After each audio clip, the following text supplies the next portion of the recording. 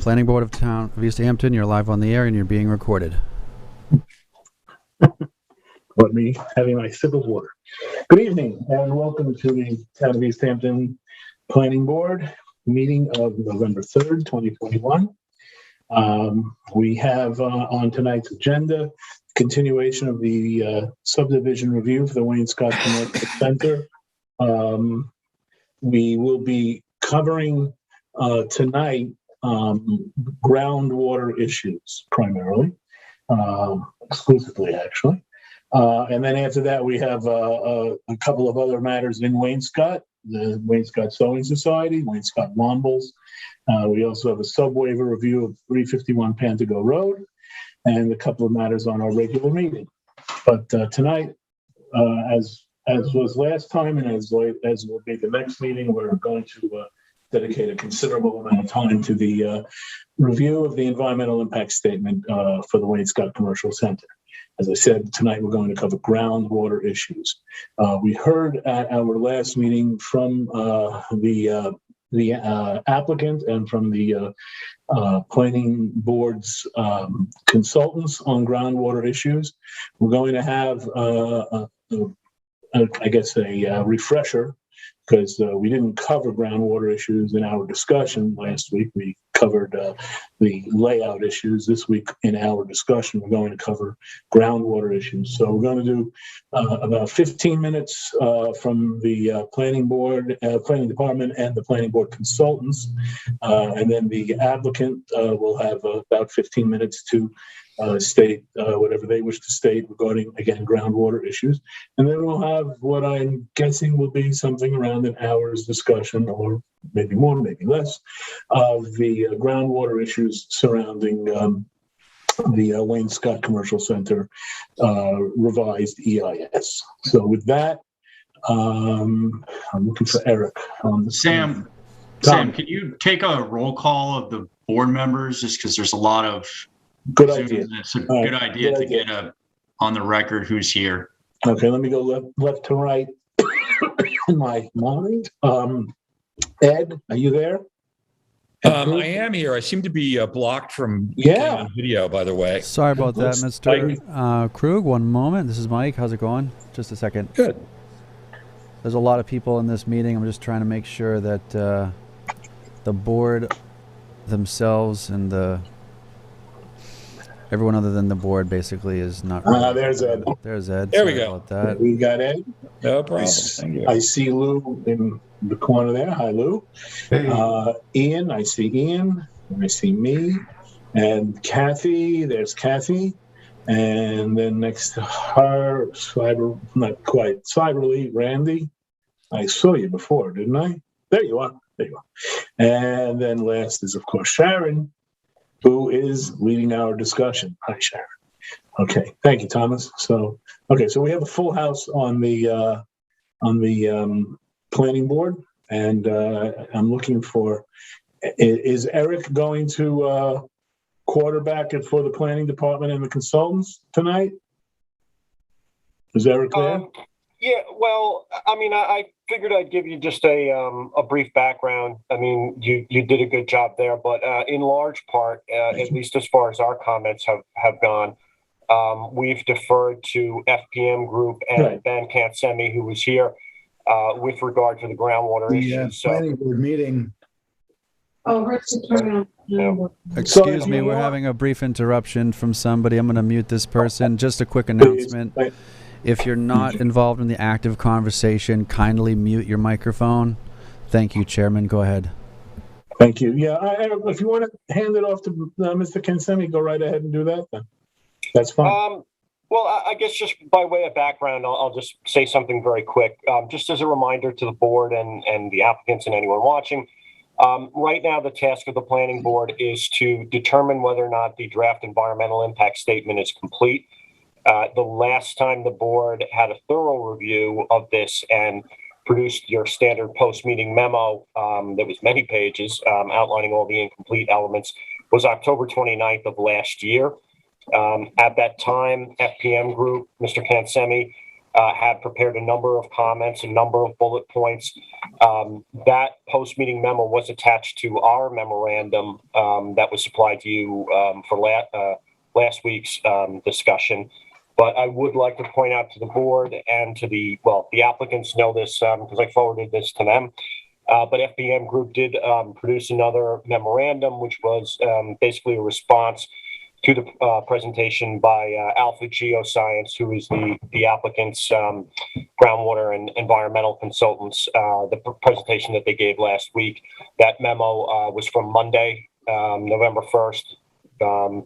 So I think that that's probably a good jumping off point. And I will let Ben summarize his comments as he outlined those in that memorandum.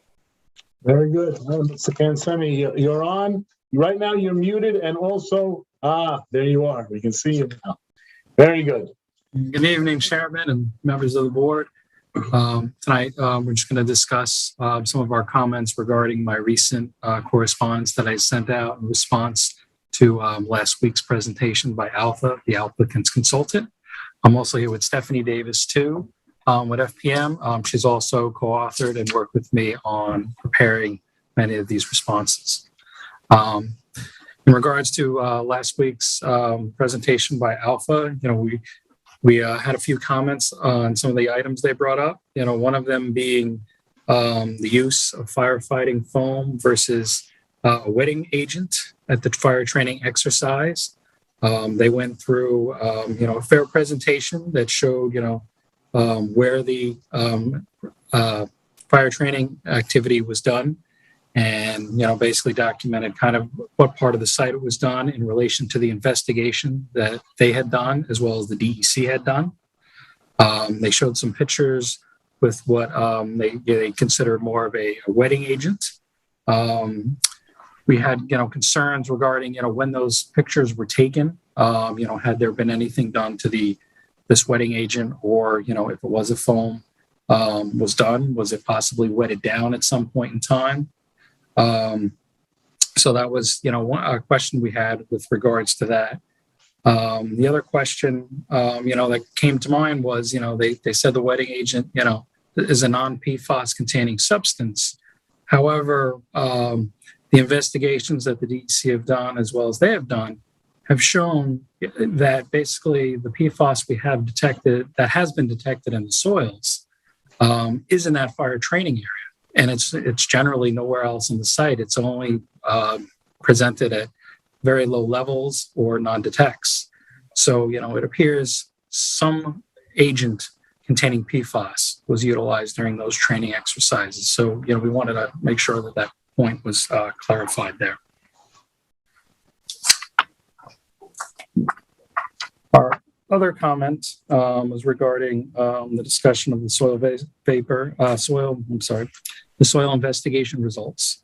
We still, believe that, additional borings are necessary to fully characterize that material that is out there in the fire training area. We note that, they had presented several sets of standards in that area. And basically, we feel the only applicable set of standards for that area would be unrestricted use or protection of groundwater. Because those are really, the main important things here, considering the shallowness of groundwater at the site, as well as, we know that there's going to be regrading activities at the site here. So we're going to see, probably some movement of soils in this area.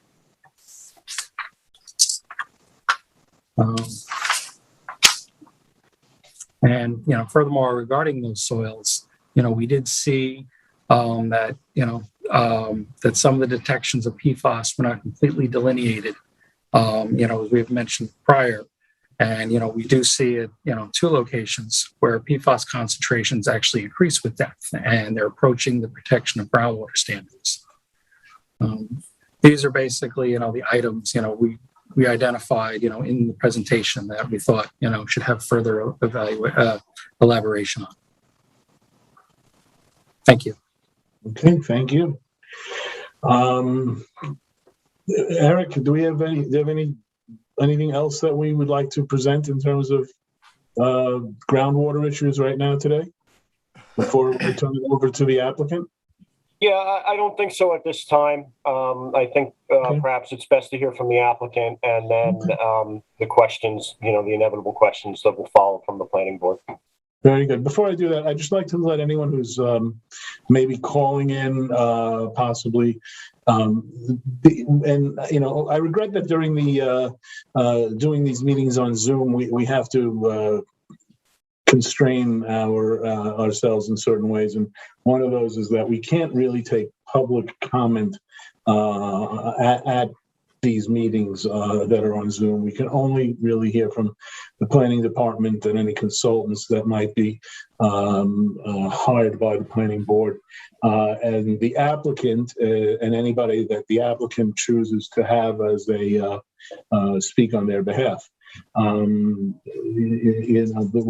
certainly encourage, and I'm looking right now at a stack of letters that I've received from members of the public to communicate with us in writing. One day, not too far from now, hopefully, we'll be back in town hall and we'll be able to accommodate some public comment. But right now, while we're doing it on Zoom, we need to keep things a little more constrained. So with that, if we get to, don't we have to have a public hearing on the DEIS? There's a couple of public hearings that are going to be held.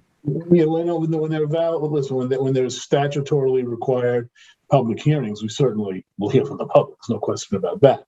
It's just that, during work session, and right now we're in a work session, it will, and this has been our policy since we started doing things on Zoom. Feels like it's at least a year ago, and we have to just keep doing it that way. We can't change it at this point anyway, because I'm curious if people write in now. Mm-hmm. That's maybe a Thomas question too. Are their letters considered part of the record? Even though, okay. Yeah. And Randy, when I get when folks, pardon me, when I receive a letter from a member of the public, I, as quickly as I can, circulate it among the board, and I also send it to Jody, who puts it in the file. So, I don't think I've missed any. I'm pretty careful about that. So, you get, but all you and all the rest of the board members get from me anytime a member of the public sends in, pardon me, a letter, it gets circulated. Pardon me again. With that, David, Mr. Egan, I'll turn the floor over to you. I'm looking for Mr. Egan on my screen here. 1 second, Chair. That's Admin 1's iPad. I'm going to ask him to start his video and to unmute. Unmute. I believe I started my video. Did I start my video? I don't see it. We hear your audio. Try one more time, David. Just try one more time. There you go. There you are. There you go. Good evening, Mr. Chairman, members of the board. We appreciate again the opportunity to speak with you and work with you towards moving this application along. We'd like to use our time tonight. First, we're going to change the order a little bit. I think we'd like to have Sam Gowan from Alpha Geoscience first do two things. One, rebut some comments we heard today with respect to the November 1st letter from FPM.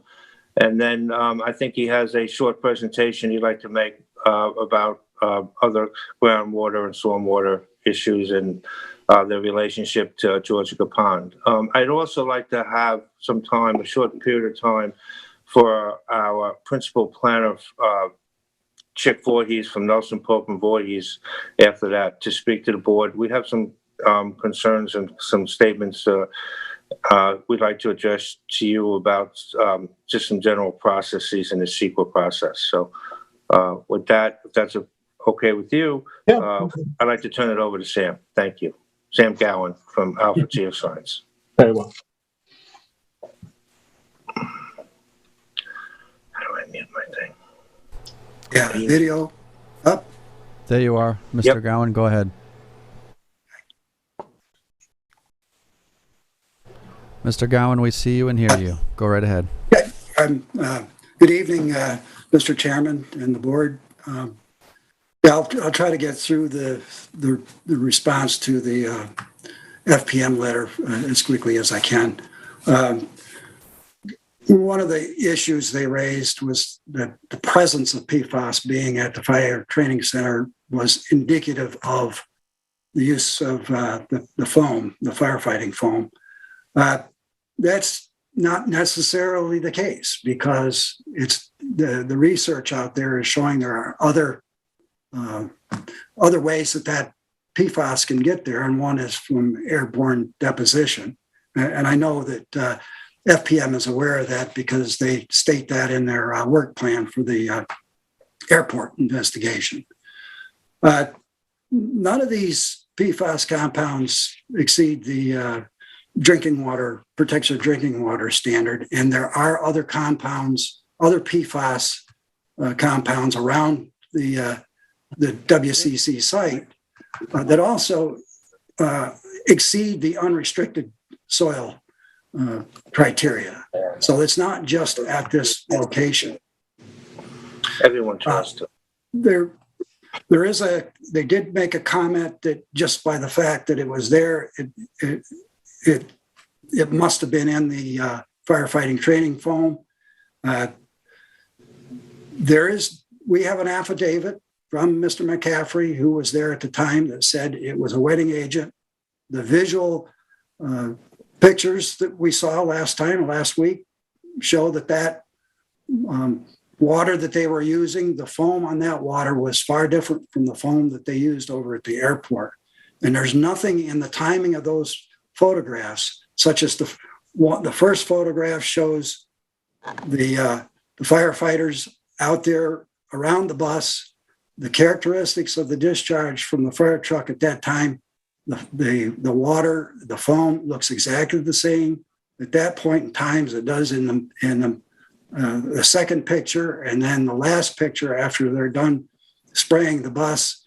There's no difference from what's observable there to what's observable from the beginning of that training exercise. Another thing that I would like to bring up is FPM has a concern for the depths to groundwater and the impaired water body at Georgia Capone. Well, we know that there's contaminated groundwater with PFAS underneath the commercial center. We know that it's coming from an upgradient source, and it's passing under the site, and it's going to Georgia Capone, and certainly it's discharging to Georgia Capone now. And it has nothing to do with the soils at the commercial center. The other thing that I want to bring up, which Ben just mentioned earlier, was the observation of increasing PFOS concentrations as you go deeper at two locations in the fire training center. There actually are 4 other soil borings there that show the reverse. So that's a pretty significant conflict to what Ben was talking about. So I don't think you can conclude from 2 soil borings that you're going to contaminate the groundwater, and the groundwater, there's a danger that you've got even higher concentrations down close to groundwater. One of the soil borings that the DEC did actually went to the top of the groundwater or within inches of the top of the groundwater, and it was non-detect at all levels. So I don't see any reason at this point to conclude that there's a danger of higher concentrations being located in the soil down closer to the water table. In conclusion, and I know in conclusion of the FPM letter, they said that further delineation is necessary.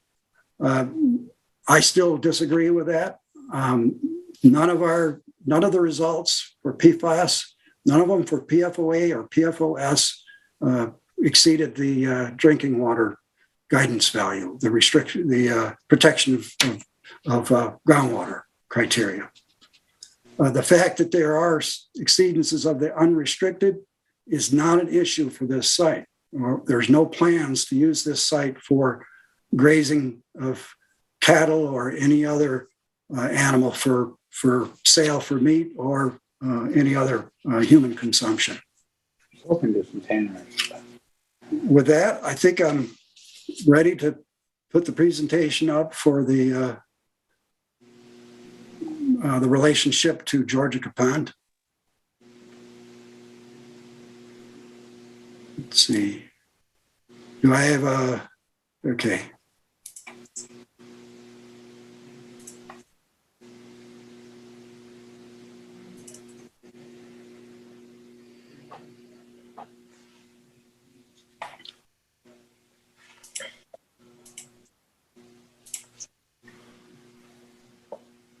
All right, just kind of as a little bit of a background, one thing that we also do at Alpha is we also do monitoring and evaluation of freshwater lakes, and similar to Georgia Capone, we do the analysis of the data and assess and help associations that are tasked with protecting these water bodies. We've got one of the longest projects that we have at Alpha right now. It was started in 1993, and we've been doing the annual analysis for a lake in Maine since that time. So we've got a background in this, and I know how important this is to the community. And right from the beginning, David Egan, just like with the PFAS, he asked us to take a close look at the potential impacts to Georgia Capone. And this is one of the prime reasons for our evaluation. And that's because it's approximately 575 feet from the pond is from the commercial center. And Georgia Capone is impaired. It has issues related to nutrients entering the water body.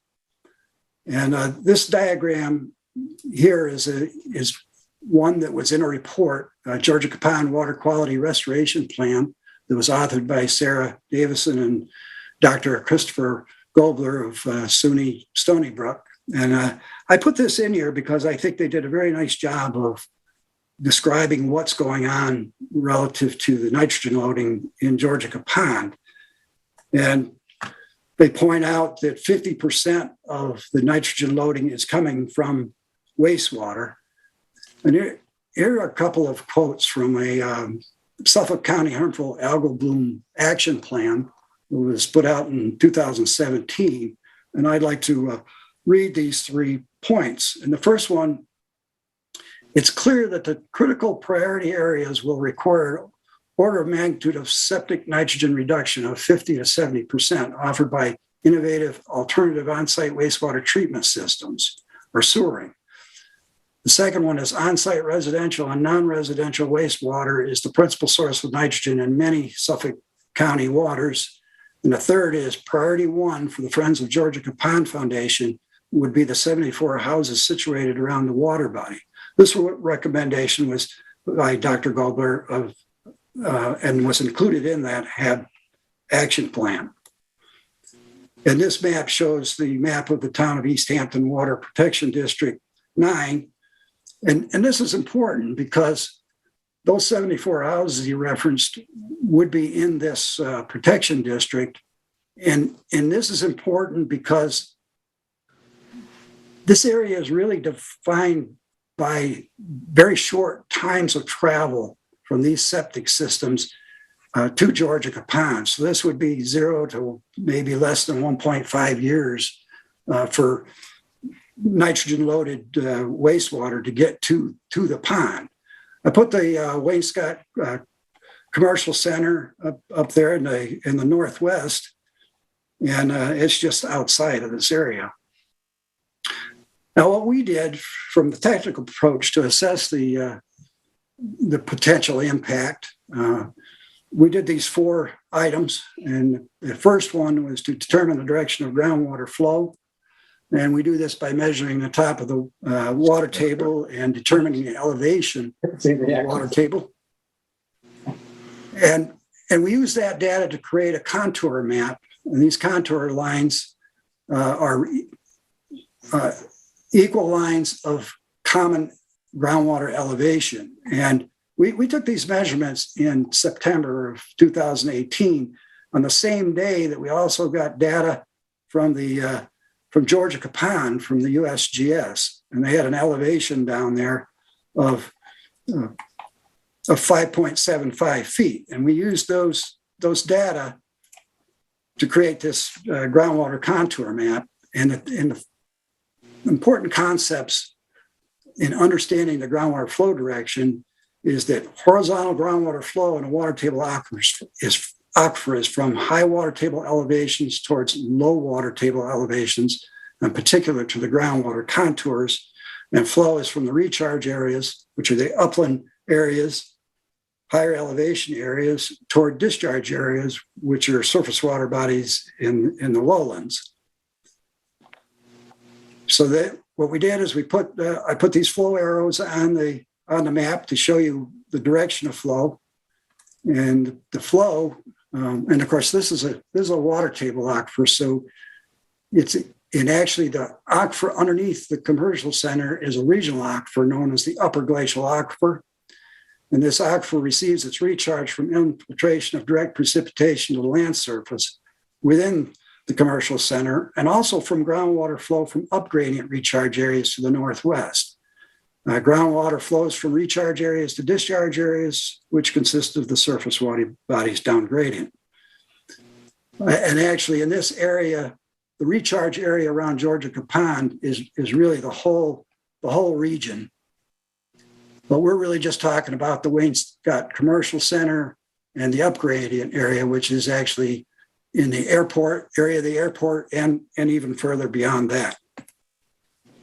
Once we've determined the direction of flow, we determine the rate of groundwater flow, and we use this equation where the linear velocity equals Ki over N, where K is the hydraulic conductivity, I is the hydraulic gradient. The hydraulic conductivity we got from the literature. The hydraulic gradient we get off the groundwater contour map, and a porosity is an estimate, which would be typical of the upper glacial aquifer. And the result we got is 335 feet per year. And the next step is to determine how fast that groundwater is going to travel from the sanitary systems over to Georgia Capone. So we plotted all the locations of the sanitary system on this map from the DEIS, and I put it on this photograph to illustrate the distances and the times of travel. The closest proposed sanitary system, beyond what's there already at the site, is 1,430 feet from the pond, and it'll take about 4.25 years for that water to travel to Georgia Capone. And then that far northwest corner is about 3,335 feet, or it will take about 9 years to travel down to the pond. The average for the whole site is about 6.6 years. The next step is to assess the current nitrogen levels in the groundwater beneath the commercial center. We completed our wells in early June 2018, sampled them, and later that month, we analyzed them for several compounds, including nitrogen. And we analyzed for nitrate and nitrites, and there were no nitrates detected in any of the samples. So this is all nitrate. It's kind of interesting. The highest values, except for one down in the southern end, which was the maximum, was 4.6. The highest other three were 3.9, 3.7, and 1.4 over in this northwest side. So you could see there's kind of a trend of decreasing from northwest to to east and down into that southeast corner. And that's consistent with the source being septic systems and other activity up in the residential area and diminishing as it crosses the site. The nitrate values were all beneath the New York State Drinking Water and Groundwater Standard, which is 10 milligrams per liter. So the maximum is a little bit less than half of that. I want to talk about a few statistics that I found relating the commercial center to Georgia Capone and the regional groundwater nitrate pattern. And actually, Georgia Capone, we couldn't find any data at all. So apparently none is at least publicly available. The range at the site was 0.13 milligrams per liter to 4.6. The average was 2, and the median was 1. And I compared that to this regional value for shallow groundwater wells in Suffolk County, and the median there was 1.74. So we're kind of in that range of the regional groundwater results. But the median for the deep wells is very low. And this is typical because the sources of the nitrate are really from the organic processes, wastewater, and anything else involved with organic processes which are at the land surface. And as nitrates penetrate into the water table, they diminish with depth because they're constantly breaking down and denitrifying. And I'll talk a little bit more about that. Finally, the final and most important part of this is to assess the potential changes to nitrogen concentrations in groundwater after the full build out. And the general fate of nitrogen is you get a conversion of organic nitrogen to ammonia, then to nitrites and nitrates by aerobic bacterial action, which is called nitrification. Then from there, you convert nitrates by anaerobic processes to dinitrogen gas, which is not a plant nutrient, and it just off-gases back to the atmosphere. And then finally, you can get further reduction of concentrations by mixing with groundwater in the water table. So you're mixing a higher concentration with lower concentrations, and it has a diluting effect. I want to focus on these two points first. And this topic gets into the nitrogen reduction at the commercial center. So that process of denitrification is really what is being done by the innovative alternative on-site wastewater treatment system. So it's really designed to do this. In the first step, it goes into tanks that aerate to convert the organic nitrogen to nitrites and nitrates. Once it completes that process, it goes into another tank or series of tanks, depending on the system that's being used, where anaerobic processes take over, and that's where the denitrification occurs that breaks the nitrates down to nitrogen gas. So the process, as designed, will treat the wastewater down to 19 milligrams per liter or less.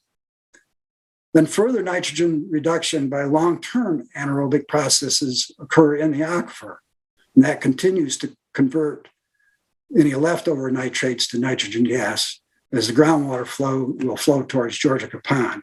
So that time element in the aquifer becomes very important. And finally, there's the further reduction of concentrations by mixing with the groundwater in the water table. And the concept here is that this aquifer, this upper glacial aquifer, it's from the published literature, it looks like it's in the neighborhood of about 150 feet thick. And actually it's continuous down into the McGathy aquifer down below. But we're just going to talk about the upper glacial aquifer because that's primarily what's going to be discharging into Georgia Pond. What I did here is to determine the volume of water that's moving across this site. And I placed this line right kind of in the middle of the area of the sanitary systems.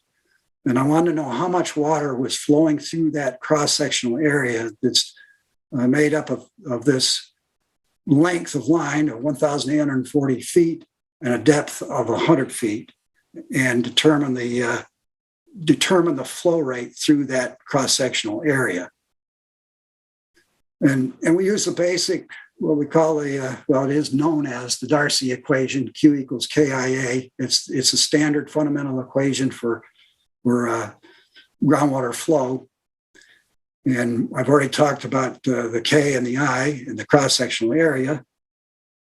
When you multiply these out, you get 307 gallons per minute passing through that area on a constant basis.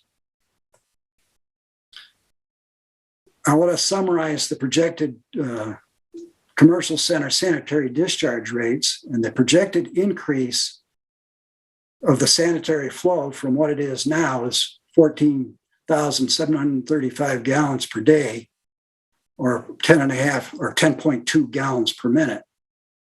This projected increase of 10.2 gallons per minute is 3.3% of the natural groundwater flow of 307 gallons per minute across the commercial center within that top 100 feet of the aquifer. This projected increase in sanitary flow, 14,735 gallons per day, plus the existing flow at the systems that are already there is 964 gallons per day equals 15,769 gallons per day, which is 2.9% of the allowable sanitary flow of 528,832 gallons per day at full commercial center build out, as indicated in the DEIS. Now, I'd like to summarize the potential for additional degradation of Georgia Pond by discharges from the sanitary systems. The application of the sanitary systems will reduce the nitrogen discharge by 50 to 70%, with a maximum of 19 milligrams per liter at the point of discharge. Further reduction will occur by ongoing denitrification during the 4.25 to 9 year groundwater travel time to the point of discharge to Georgia Pond. An additional reduction of nitrogen will occur by mixing of the wastewater discharge with the aquifer water during the years it will take to flow to Georgia Pond. This is a summary of general historical conclusions by Alpha relatable to Georgia Pond. No stormwater runoff will discharge from the commercial center. Consequently, no stormwater runoff from the commercial center will discharge into Georgia Pond. The concentration of nitrogen in the groundwater beneath the commercial center is low, and the site is currently not contributing the nitrogen that's causing the impairment of Georgia Pond. The commercial center lies directly up gradient from Georgia Pond. Consequently, Georgia Pond receives groundwater that is recharged at the commercial center and flows beneath the site.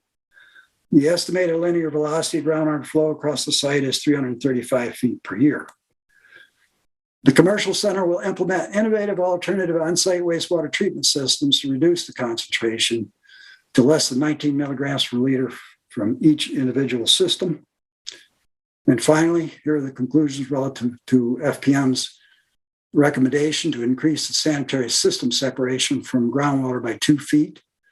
The current nitrogen loading contributing to the ongoing impairment of Georgia Pond is primarily from old-style septic systems at residences within the Water Protection District. The groundwater beneath the proposed sanitary systems at the commercial center will take 4.25 to 9 years to reach the nearest discharge location in Georgia Pond. The long travel times will facilitate natural denitrification, the process that will steadily convert the nitrates and ammonia to nitrogen gas. And the total maximum projected sanitary wastewater discharge of 10.2 gallons per minute of sanitary wastewater seepage to the groundwater flow system with a natural flow volume of 307 gallons per minute across the site will further reduce the nitrogen concentration in the wastewater as it mixes with groundwater during an average flow time of 6.6 years to the pond. The increase of the separation between the leachate system and groundwater is not necessary, and its positive benefits are insignificant relative to the benefits achieved by the low sanitary discharge rates, the application of the innovative alternative on-site wastewater treatment systems, the distance and time to Georgia Pond, and the large flow volume of the Aquifer system. Thank you.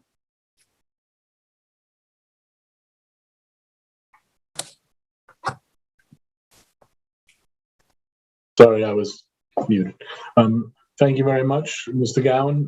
Mr. Egan, you can continue with the applicant's presentation.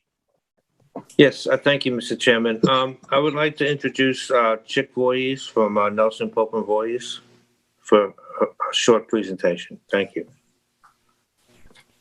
Very good. Thank you, David. Good evening, planning board members and town representatives. For the record, my name is Chick Voorhees of Nelson Pope Voorhees, and we are the environmental planning consultants for this project. I want to address the board with regard to some of the discussions at the meeting last Wednesday, October 27th.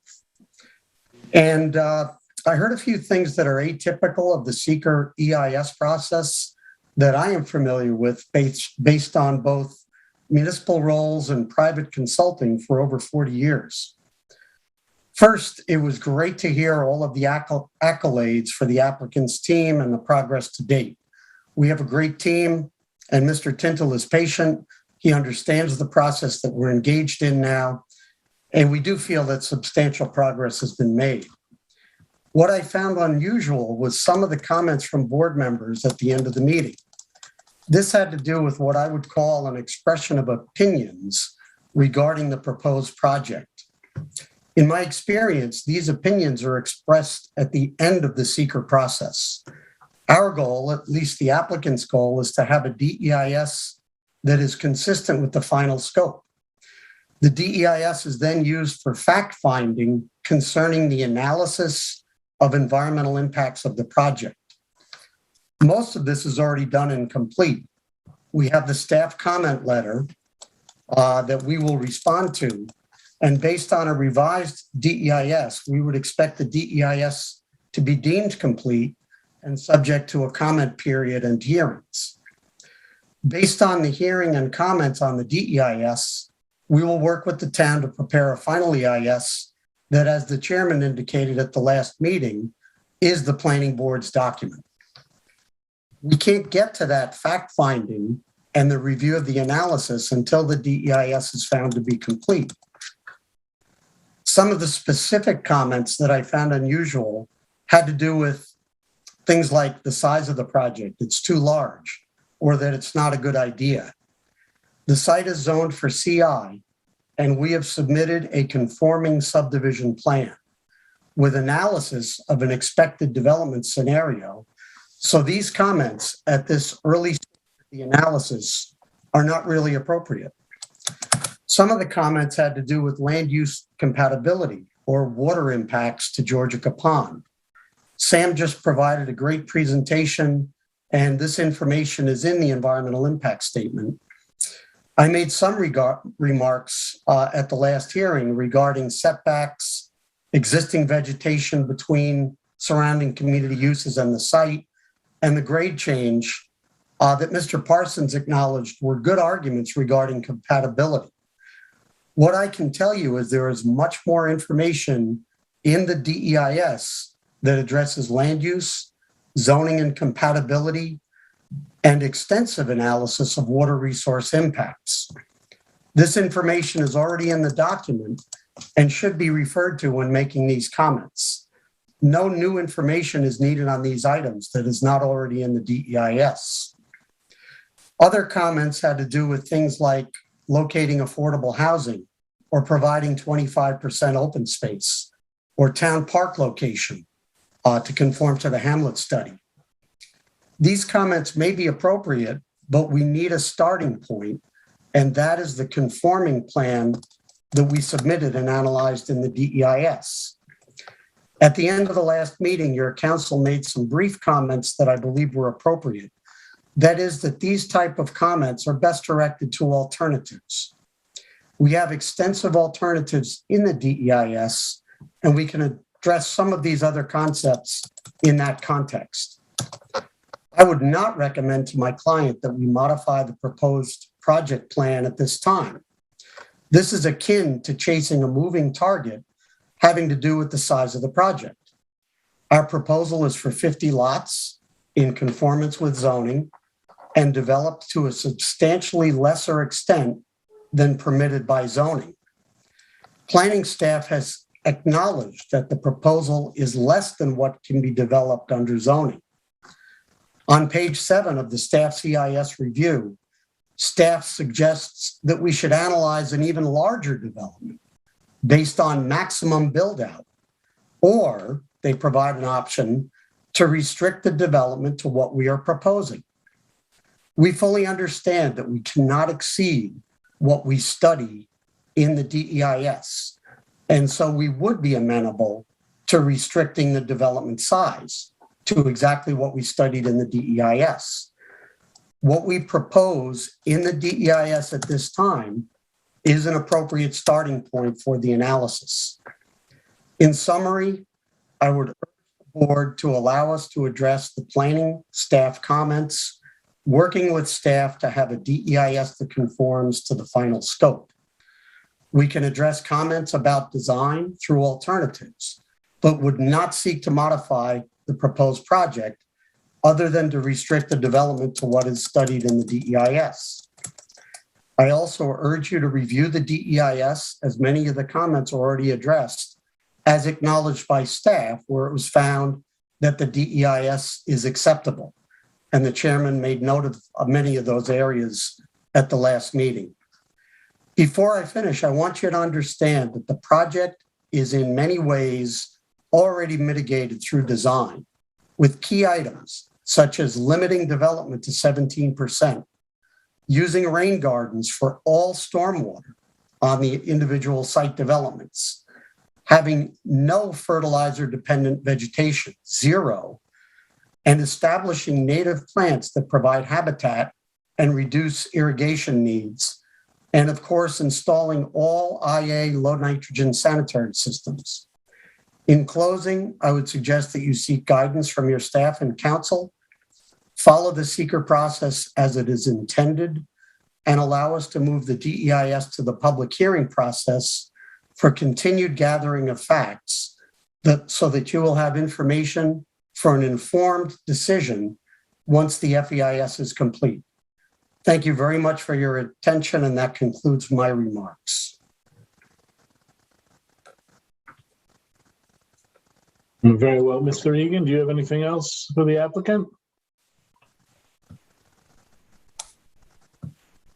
You're muted, David. Still. Got it. There we go.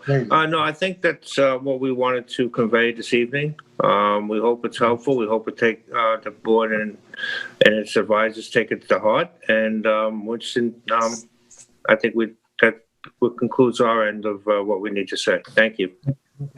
You know, regarding the last comment by Mr. Voorhees, I should say, you know, it was recommended to us that we follow the direction of council, and it was my recollection that council had suggested that the council, the board of thing, suggested that we consider giving guidance with respect to the layout of the project as an initial matter, because that layout informs much of the board's discussion. You know, this is undeniably an enormous project, and we're trying to handle it in such a way that the applicant gains from our discussion gains the knowledge of where the board was going. If we determine, we're only covering really in these discussions in any great depth the three areas of layout of the project, the groundwater issues and the traffic issues. The other issues, based on what I heard last week, it seems like we should be able to come to some agreement or something close to an understanding that the applicant finds acceptable. If Paul, I don't want to get into a back and forth, but if I've said anything incorrect, I'd ask you to just correct me. No, I think that's absolutely correct, Sam. Mr. Chairman, when we provided advice to the board, it was in the context of thinking about the design and alternatives that the board would prefer to see, because part of as the applicant's consultant just said, part of the whole discussion entails discussion about alternatives. And from among those alternatives, the board ultimately will choose what it considers to be the most environmentally appropriate solution for seeker purposes. So to the extent that the planning board members were providing what they consider to be guidance on the design of the project in terms of alternatives, in fact, as you indicated, it's potentially doing the applicant a favor in saving them from doing unnecessary work on a design that is not favored by the planning board members.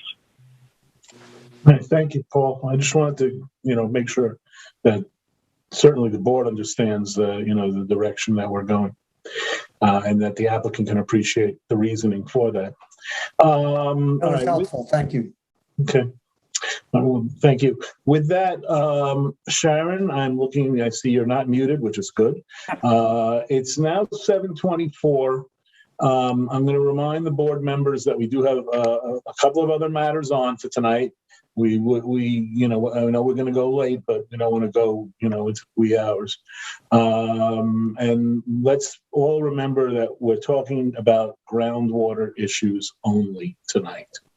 So, and also just so Ed knows, I'll start with you this time, Ed, and we'll work our way back to Randy. So, Sharon, with that, you're on. Yeah. Well, I do just want to start a little bit with the design, because I feel like at the very least, it was on my understanding that they needed to at least adhere to that 10% reserve area. So, that's like the very least of a possible design change. And, if they want to continue with that map, that's their prerogative as we go through the DIS.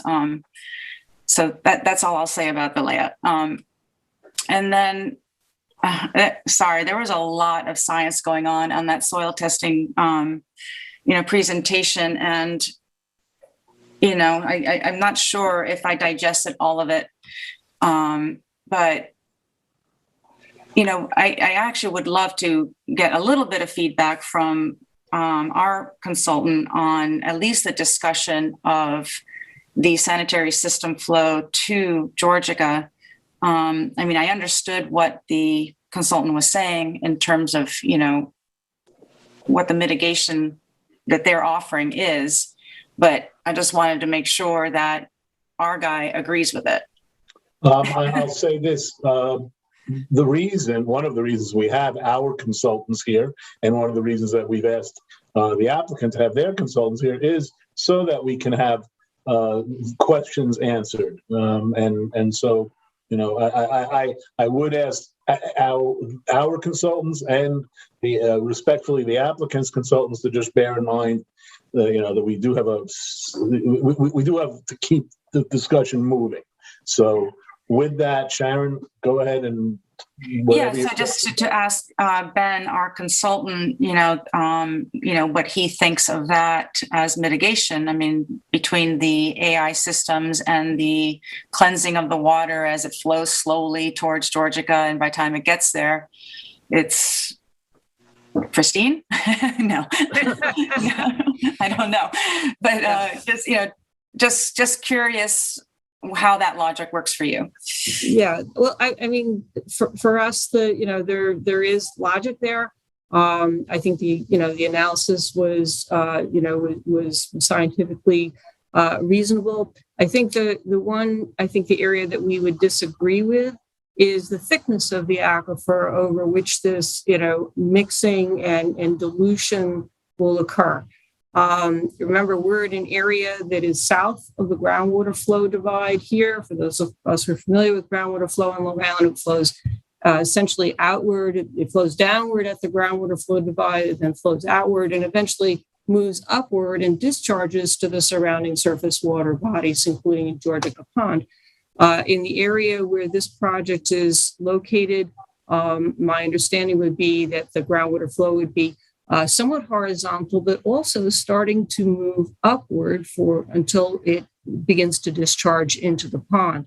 So a mixing of the effluent from these innovative systems at the 19 milligrams per liter or less of nitrogen with the surrounding water, groundwater that it will enter is probably not going to mix with that full 100-foot column of groundwater that was presented tonight. It's probably going to mix with a lot thinner layer of groundwater as that groundwater moves southeastward and then starts moving upward to discharge into the pond. We would need to sit here and do some calculations ourselves to see what sort of concentration we might expect to see as this groundwater accepts the effluent from the systems and then moves it off down gradient toward the pond. Right. Okay. So for me, again, we're being asked to look at a very large project going in a very sensitive area, right?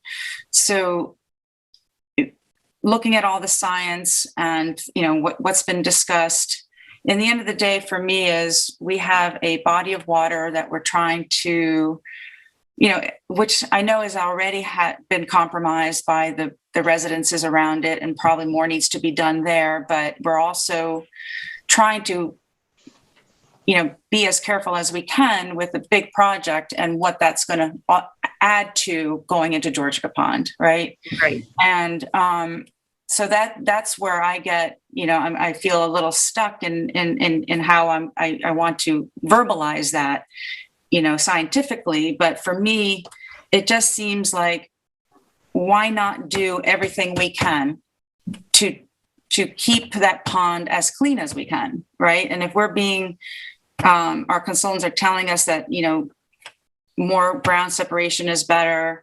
Let's find out exactly what is in those soils before we put in all these septic systems. I feel we should have that information and make sure that we don't put a big project on some, piece of land that's going to make things worse than they already are. And, that's as simply as I can put it. Yeah, we hear you. If the project goes forward, there will be sanitary waste coming from however many units are constructed out there, and the wastewater treatment should be the best that can be reasonably done to reduce nitrogen, and the best can be reasonably done to increase that travel time between when it's discharged to the ground and when it eventually, will flow into Georgica Pond with the groundwater. Right. So certainly use of the innovative wastewater treatment systems is a good step in that direction. And maybe in some of the alternative analyses, alternate methods of wastewater treatment could be looked at as well. Okay. I might have more to say, but I would love to hear what the rest of the board has to say on this issue before I continue. Actually, I just have a question for Ben. Do you have an opinion with respect to a single wastewater plant treatment facility versus separated, if that's the right word, treatment? Yes, I mean, certainly, there can be better technologies which will remove, some additional nitrogen than these innovative systems can do. However, this largely depends on, how the development is to proceed, because you can't build a very large, treatment plant and, then just have a few units. We've, read through in the DIS is, this is to be kind of a, generally built out development. Whereas, a few units would be built out at a time until, and it could be many years before the whole project is done. Mm-hmm. And it wouldn't be, these larger plants would run into problems with dealing with the amount of flow that they would need to operate properly and remove, the nitrogen efficiently. So, if you were going to go out and build the whole property out, or half the property out, whatever, and have a large sewage treatment plant, that would make sense. But if there's only going to be 5 units or so at a time built, then, it doesn't become practical for a large sanitary plant as opposed to the individual systems. And one thing that concerns me about having a single plant as opposed to a multiple number of plants is that technology improves. And I would be worried that we enter into a situation where the project takes, let's say, and I'm just guessing, let's say it takes 25 years for a complete build out, and they're stuck with technology from year 1 of that 25, and that come year 25, the technology is vastly better, but nothing you can do about it because you're in year 1. So, all right. I'm sorry. Were you going to say something, Ben? I was going to say that is a very good point. These innovative systems are being modified, and new ones are coming out that seem to do an even better job of removing nitrogen. So, in some ways, having the flexibility to put in improved systems as the project develops and as the technology develops, that can be an advantage. Okay. We're swimming in uncharted waters. Sorry. Ed, go ahead. Okay, great. Thank you, Ben and Sam in particular for your very thorough explications on this topic. I think I absorbed most of it. Thank you. And just to keep this simple, I come down where Sharon does, which is to say, we all know, we've said this 1,000 times, this is a very large project in an extremely sensitive area. And, Georgia Capone cannot take 1 more milliliter of nitrogen. Whether or not the principal culprit in the compromise of that pond has to do with the residences around it, that is being addressed. And it certainly doesn't mean that we can look the other way and be more casual about another potentially contributing project. So I definitely come down on the side of if there's a sense, as Ben and Stephanie laid out, that there could be PFAS, we need to look into it. If they think that there needs to be greater distance between leaching pools and groundwater, let's look into it. If we really need to look more carefully, do further borings of the soil, let's do that. We can't do enough, I don't think, in this situation to make sure that we're not contributing to a problem that a lot of time, money, and effort has been put up, has been invested in. Scope card. Excuse me, I apologize. Someone's talking. So need to mute. So that's sort of where I come down, kind of in a general sense, about where we need to go with this to really assure ourselves and particularly to the residents of Wainscott that we've really looked at this really thoroughly, and we are sure that we are mitigating any potential deleterious effects. My other main concern really is is around the question that Sam raised. The question that I really had for the consultants was about the notion of a sewage treatment system as opposed to individual IA systems. And I think the point that's been raised about the potential for individual systems down the line to be more effective is probably a good one, but we don't know that. We don't know that. I think this puts us in a really kind of difficult spot. My understanding is, and correct me, either Ben or Sam, if I'm wrong about this, but I know 19 milligrams per liter is the goal of, is the sort of target number for the IA systems, but I believe it's 10 for currently, at least for community septic systems, 10 milligrams per liter. So, if we're dealing with today's technology, it would seem to me, and I understand the issues about doing this piecemeal and not having enough flow to really make it work in the beginning. And I think that's a challenge we have to face, but I really think we need to look really carefully at this issue too and see, what the right solution is. I think much more discussion needs to be had around the right approach to wastewater management here. I don't think we're there yet. I'll leave it at that. Thank you, Ed. Lou? Yeah, thank you. I'm trying hard to make sure that my intuitive tendencies, which lean towards protecting Georgia Pond from nitrogen levels and poor drainage and other contaminants, with the science. So I listened very carefully to both our consultant and the applicant's consultant. And I don't want to make the mistake of allowing certain notions that people tend to have to carry the day and not listen to the science. So I appreciate everything that Sam said, and I weigh it with a lot of consideration.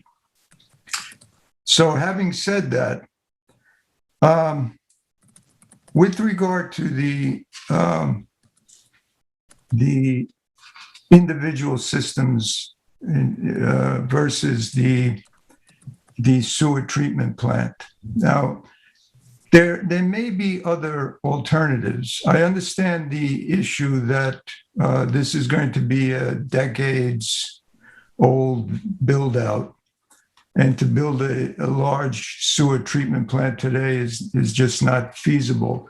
But maybe, we can do, one could be built that would include the wider business district near the applicant's property.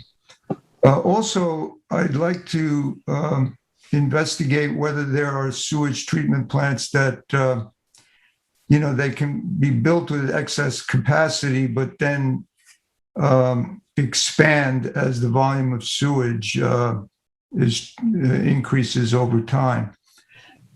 Because even though the individual systems are 19 milligrams per liter, that's still nitrogen that's going into Georgia Pond. And, if my ultimate priority is to not further impair an already badly impaired water body, I don't get any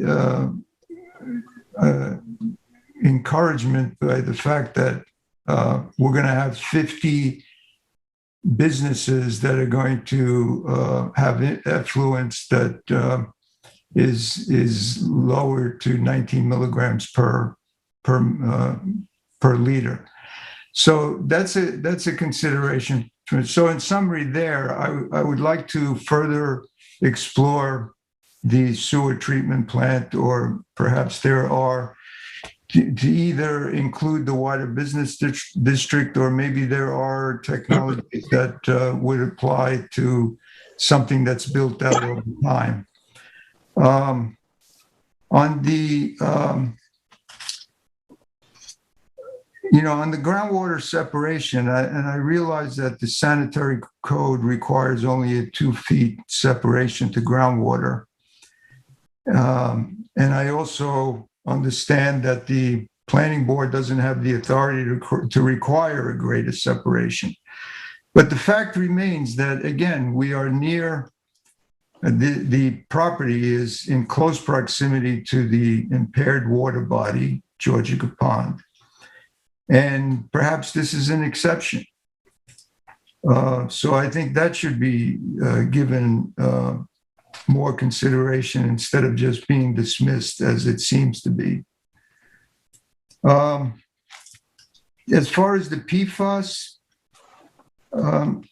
look, Sam's presentation is very convincing and it's very thorough, but it just seems that, like Ed said, why not take extra precautions? And the DEC, I'm struck by their assessment, which was, I believe it's an N, which stands for no further action is required at this time.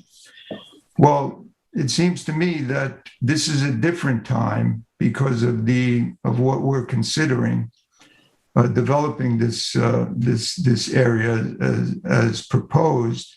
So I think we should go further than where they've gone. Let's see what else. The other thing that hasn't been mentioned is the need to demonstrate the viability of the Suffolk County Water Authority to provide public water supply, and how will low-level irrigation landscaping be assured? So unless there's a covenant that says that they're going to maintain a certain low level, I think it's important that we get that confirmation from the Suffolk County Water Authority that they will be able to provide public water. Let's see if I have anything else. Yeah, that's it for me. Thank you. Well, thank you very much, Lou. Ian?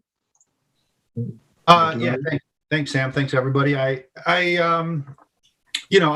again appreciate the presentation by our consultants and by the applicant. I think this is a thorough process, which for a big project like this, it should be.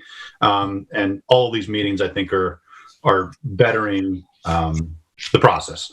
I think with respect to soil and groundwater, there's two main issues: the firefighting area and the potential for soil contamination there, and the septic separation. So I'll try to keep my comments mostly to those two things. As I said last week, I found the applicant's presentation about there not being PFAS in the area or any more study necessary. I found that fairly convincing and wanted to hear from our consultants, and we did. And then we heard the rebuttal today. And as I said last week, we have to defer, I think, to our team, especially when it comes to a large project like this. And although the rebuttal I found, frankly, probable, believable, all of those things, I think that we have to be very, very careful here. And I didn't find the rebuttal sort of a definitive thing where there's no way there could have been, foams used. I know there's an affidavit involved from one individual or maybe two, but I thought that the points that our consultant, brought up about the potential for that soil contamination where the PFAS were found, higher in the surface, I don't feel like we fully answered those. So I welcome further discussion between our consultants and the applicants. Where I stand now is that the DEIS should contain some more information, should require some more soil sampling, just to be sure.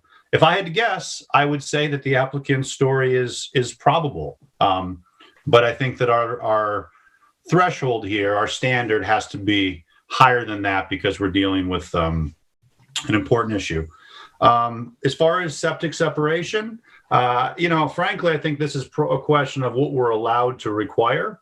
And I think the applicant has made an argument that we, don't have the authority to require greater separation. So I don't necessarily mind that their, starting point is what is required by the code. But I do think in the interest of, getting all the information we need in this DEIS so that we, can make a good decision in the end, we should see, do some analysis of what the difference would be if we were to have greater separation.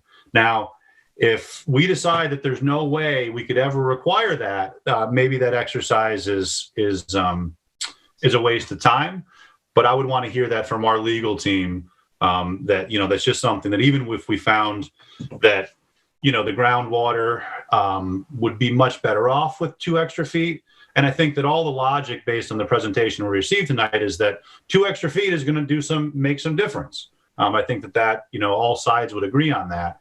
So I think unless our legal team says there's no way that we could require that, I think we should at least see that as an alternative or do a study about what those 2 extra feet would mean, and that should be part of the DEIS. Again, I'm fully aware that there's some debate as to what we're allowed to require there. And I want my comments to be seen in the context of I await legal advice from our counsel on that. That's mainly what I have to say about groundwater. I do want to just take a brief moment to recognize what the applicant's representative said at the very end in terms of the purpose of DEIS, and I found those comments helpful. And I think that it's largely true that we don't want to jump to conclusions before we, we're intentionally gathering information so we know all of the factors that we should take into account in making this decision.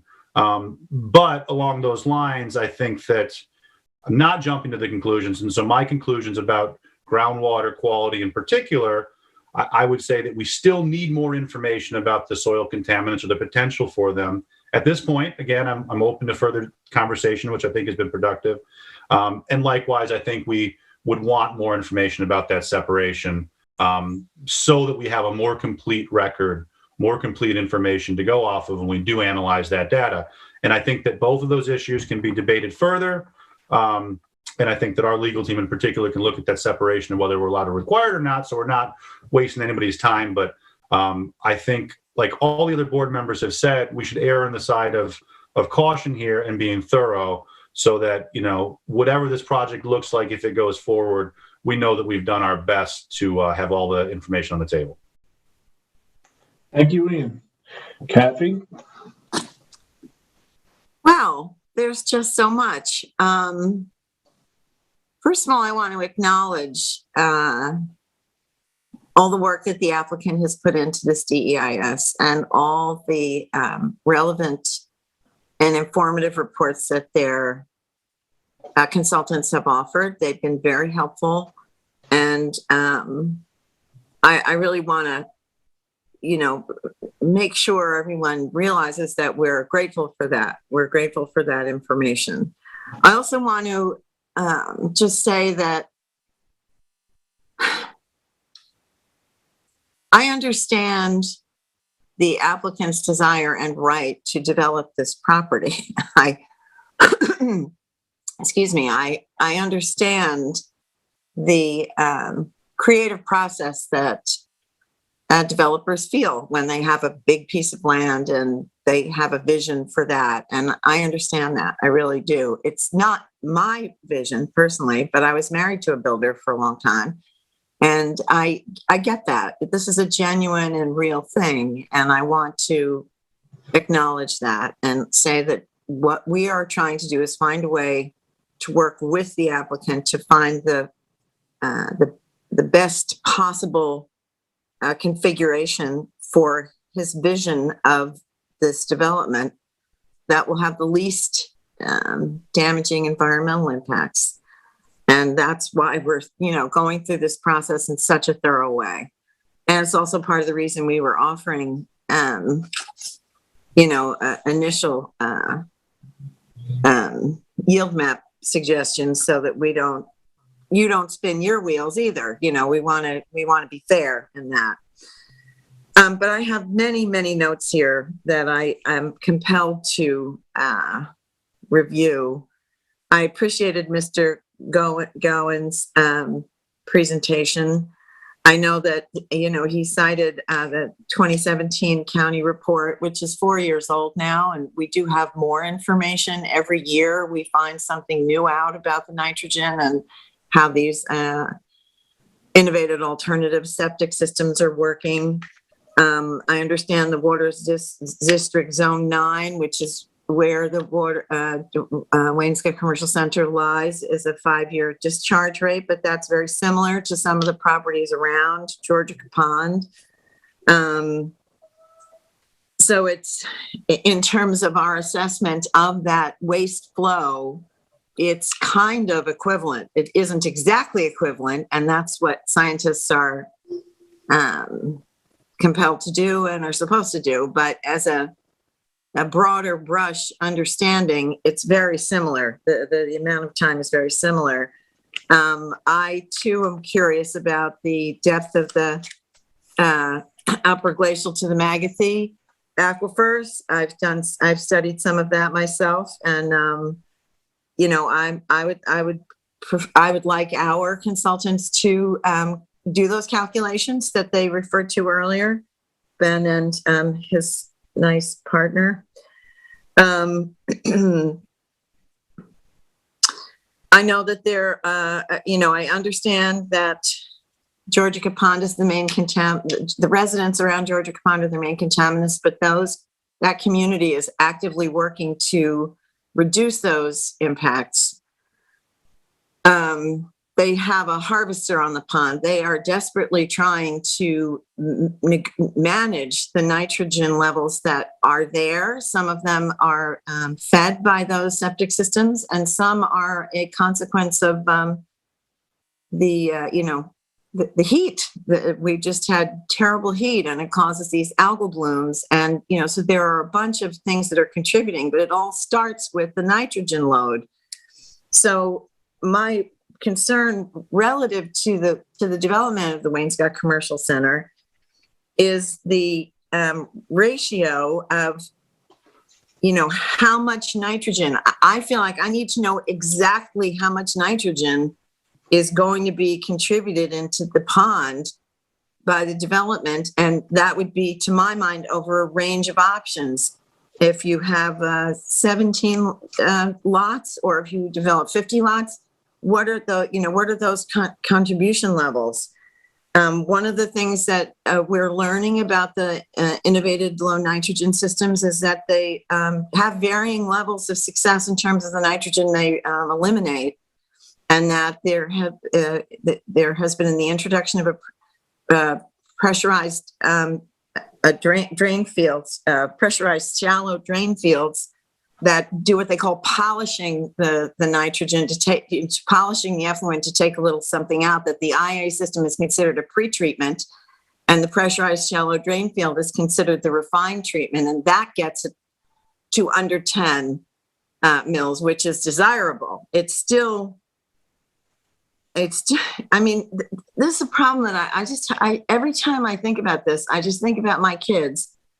We used to kayak in Georgia Pond, and you can't go in there when the algal blooms are bad. This blue-green algae is they're neurotoxins. Animals die, people get sick. We are in a true crisis with this pond. It is in a critical state, and I can't help but feel like, when it's already terrible, how can we add more? So I feel, even though we may be constrained by what the code or the Suffolk County Department of Health Services or whomever the authorizing agency is to, certain criteria, I would ask you, as a moment of enlightened self-interest, to be able to think, what are you going to say to your kids when it's time for them to put in, and they can't step their foot in, and they just can't go there. You can't kayak in Georgia Pond anymore because it's too dangerous. Because it just keeps getting more and more nitrogen. So, my feeling is we have to know really exactly how much is going to go in there before we can responsibly say, well, that's okay. And that's it, that I recognize as a challenge. It's definitely a challenge. Getting back to the single source systems versus a wastewater treatment plant. I understand the economic viability. And also, I think that there is a benefit, just in the last 5 years, these IA systems have come online. Some now are better than others. Although in truth, the Fuji system's been used for over 20 years, like all over the world. It's just new here in Suffolk County for some incredible reason. We haven't been doing this for longer than the last couple of years. So it's not really rocket science in that way. I mean, there will be ways to minimize those impacts that I'm sure technology will help going forward. But I think we need to do everything we can and if that means starting out with single systems and pressurized shallow drain fields to guarantee the lowest possible contribution to Georgia Capone, and then take a look at a wastewater treatment plant, I'm open to that idea. If building a wastewater treatment plant would yield the least amount of nitrogen, and you need more effluent in order for that to be practical, perhaps making offers to other businesses in the community that might benefit from that and wish to hook up. I think there are creative ways to do that. Regarding the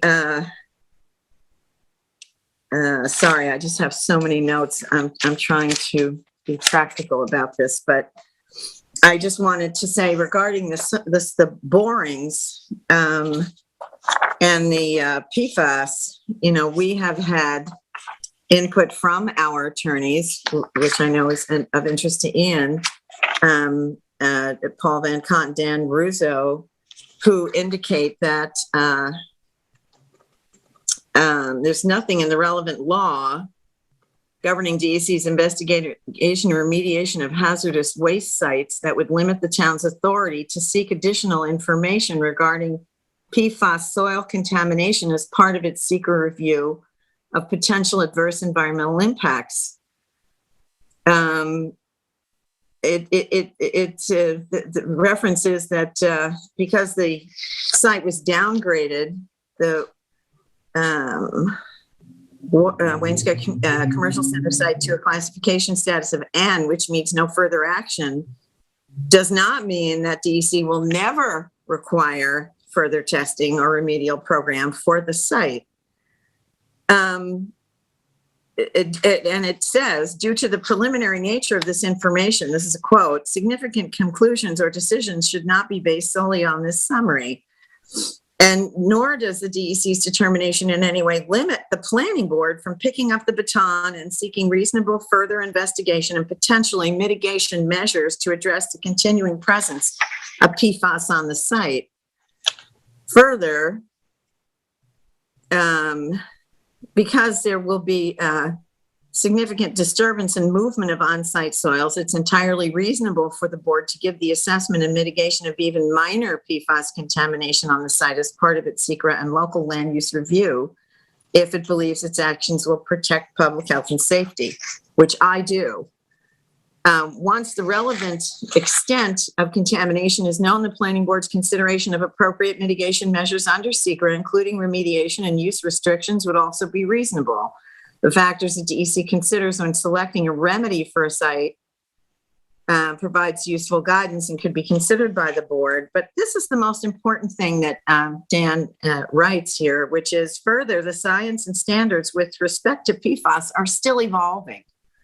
This is evidenced by DEC's not yet having adopted regulations to establish SCOs. I forget what that acronym stand for. It's the way they treat it, examine it. It's a regulatory thing for PFAS, like it has done for other hazardous waste. Instead, it's only issued guidance on what the soil cleanup objectives for PFAS contamination should be.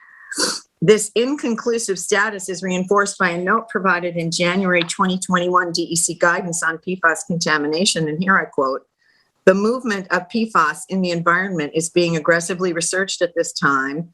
That research will eventually result in more accurate models for the behaviors of these chemicals." So I think we need to do those additional borings. And I think that we have the legal right to do that. I think we have that guidance from council. The other thing I would like the DIS to consider is having, and I've mentioned this before, but just a full build out and a build year, a date when the project is expected to be fully built out.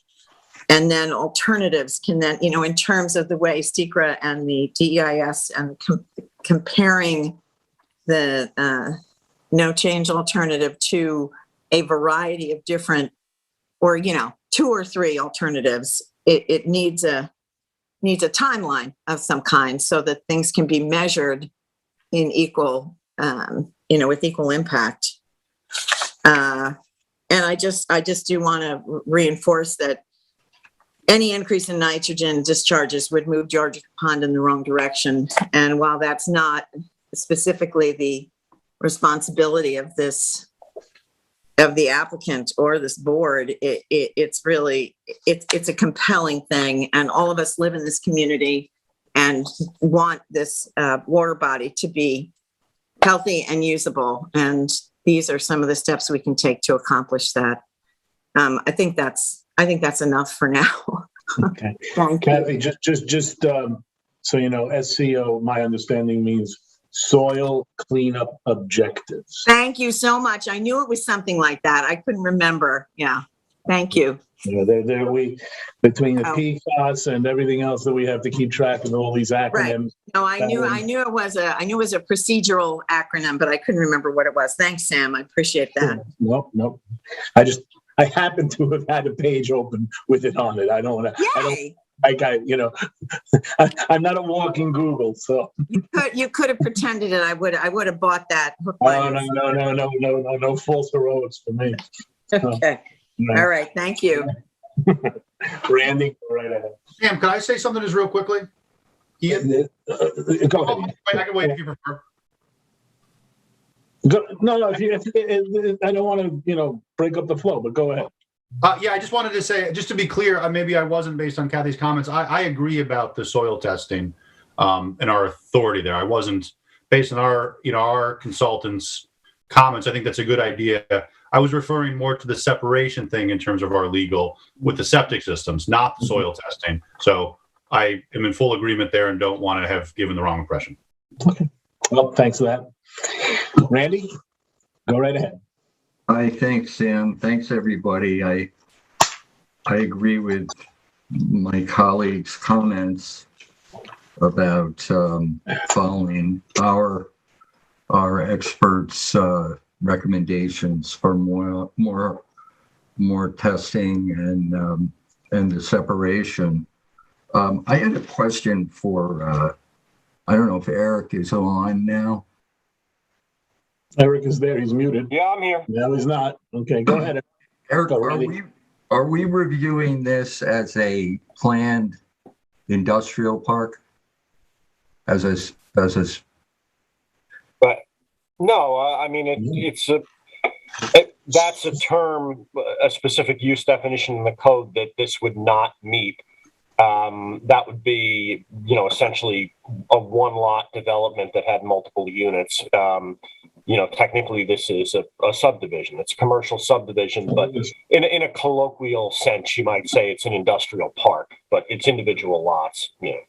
Well, so because in the code, there's a definition of planned industrial park, a development of industrial land involving the subdivision of a large lot into 5 or more lots, each of which is at least 20,000 square feet in area. And that sounds like this would be that. And where I'm going, go ahead. Yeah, it would. I apologize. I'm thinking of it in the sense of I was thinking of a multiple industrial complex, that definition. Right. You're correct. I got you. Sorry. And then where I'm going with that is that that a planned industrial park, which it sounds like this is a special permit use in the code with unique special permit standards, as well as all the general special permit standards. So I think it can get confusing when we're limiting our comments to the secret analysis, when our responsibility under the code in terms of the special permit are equally as important, and we have a lot of discretion under there, including, I would say, if you read the special permit standards for planned industrial parks, it certainly gives us a lot of flexibility about the design to avoid negative environmental impacts, to change lot sizes, to take dedications of a land.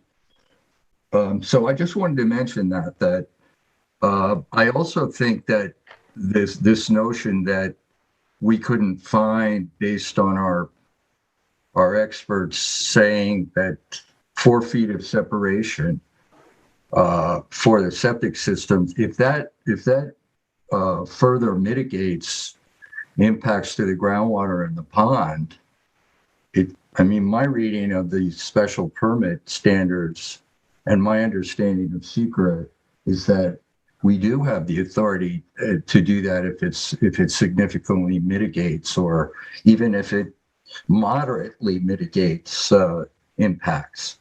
So I don't agree with the comments any of the comments that's beyond our reach.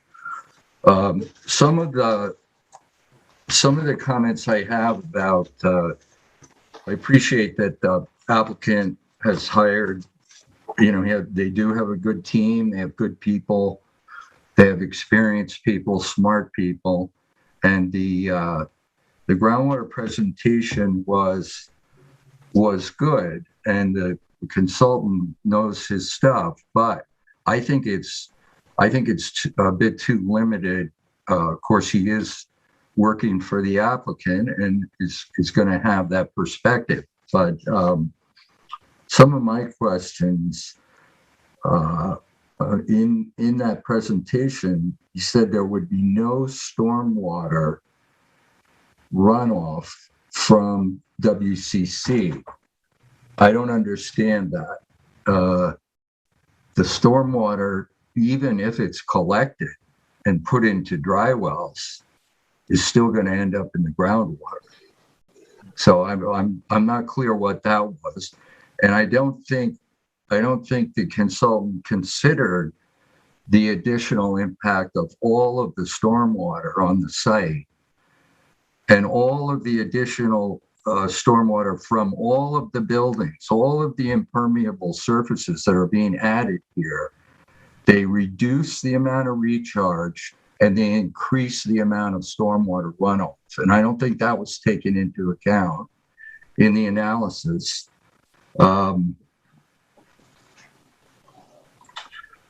Like my colleagues, I think we really want to know what is the likely quality of the water that reaches Georgia Capone. And I don't think it's just limited to nitrogen either. I don't know if we've talked about PFAS and we've talked about nitrates, but is the water sampling looking at a broader array of potential contaminants, and shouldn't we be? I also don't understand why the existing cement plant and the existing tile yard contribution to groundwater has been left out. They are, in fact, part of this subdivision. I don't know why, and I don't know that they would be required to upgrade to alternative systems. So why aren't we looking at what they're contributing now, and possibly they're contributing using old systems that wouldn't have to be replaced? I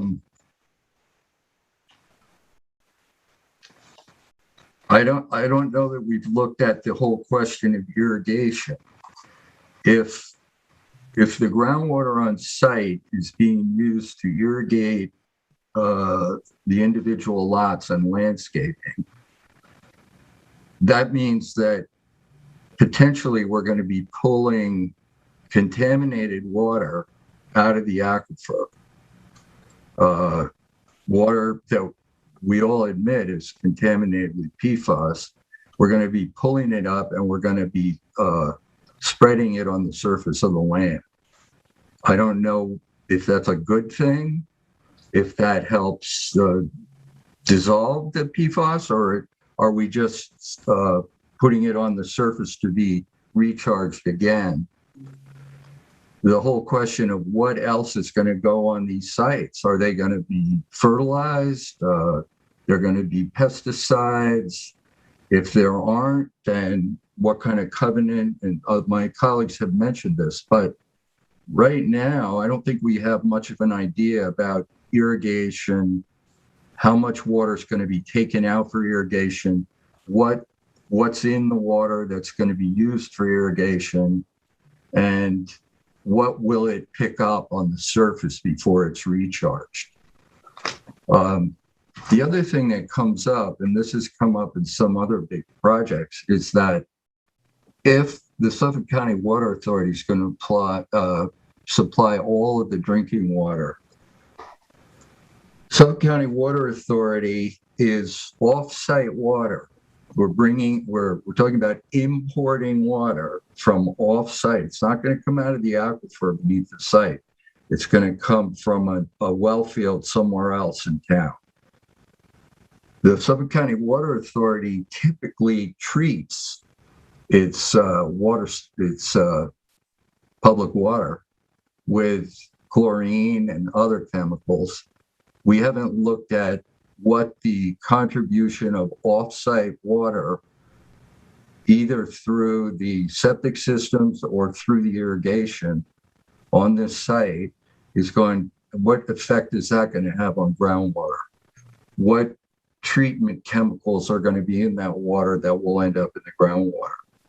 So I agree with some of my other colleagues. We don't really have any information from Suffolk County Water yet saying that they can supply this subdivision.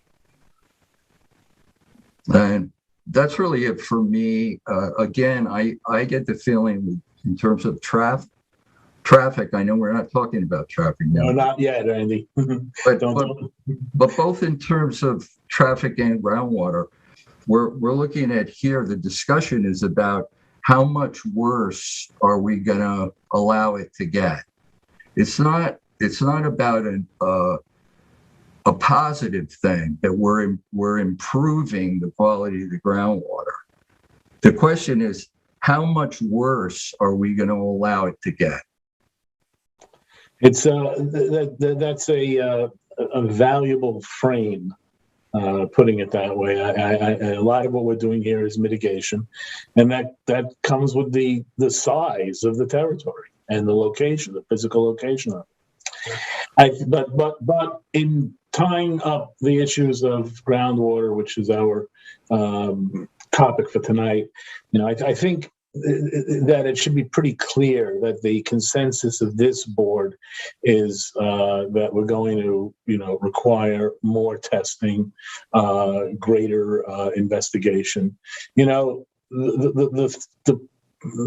situation that this board finds itself in is, this is the last chance to do this. This is a subdivision application, and if we don't get it right, then this community is going to be living with our bad decision or our hasty decision forever. And and it's essential that we that as the application is presented to us, and as we analyze it, that we take our time and know that that if we want more testing, that we that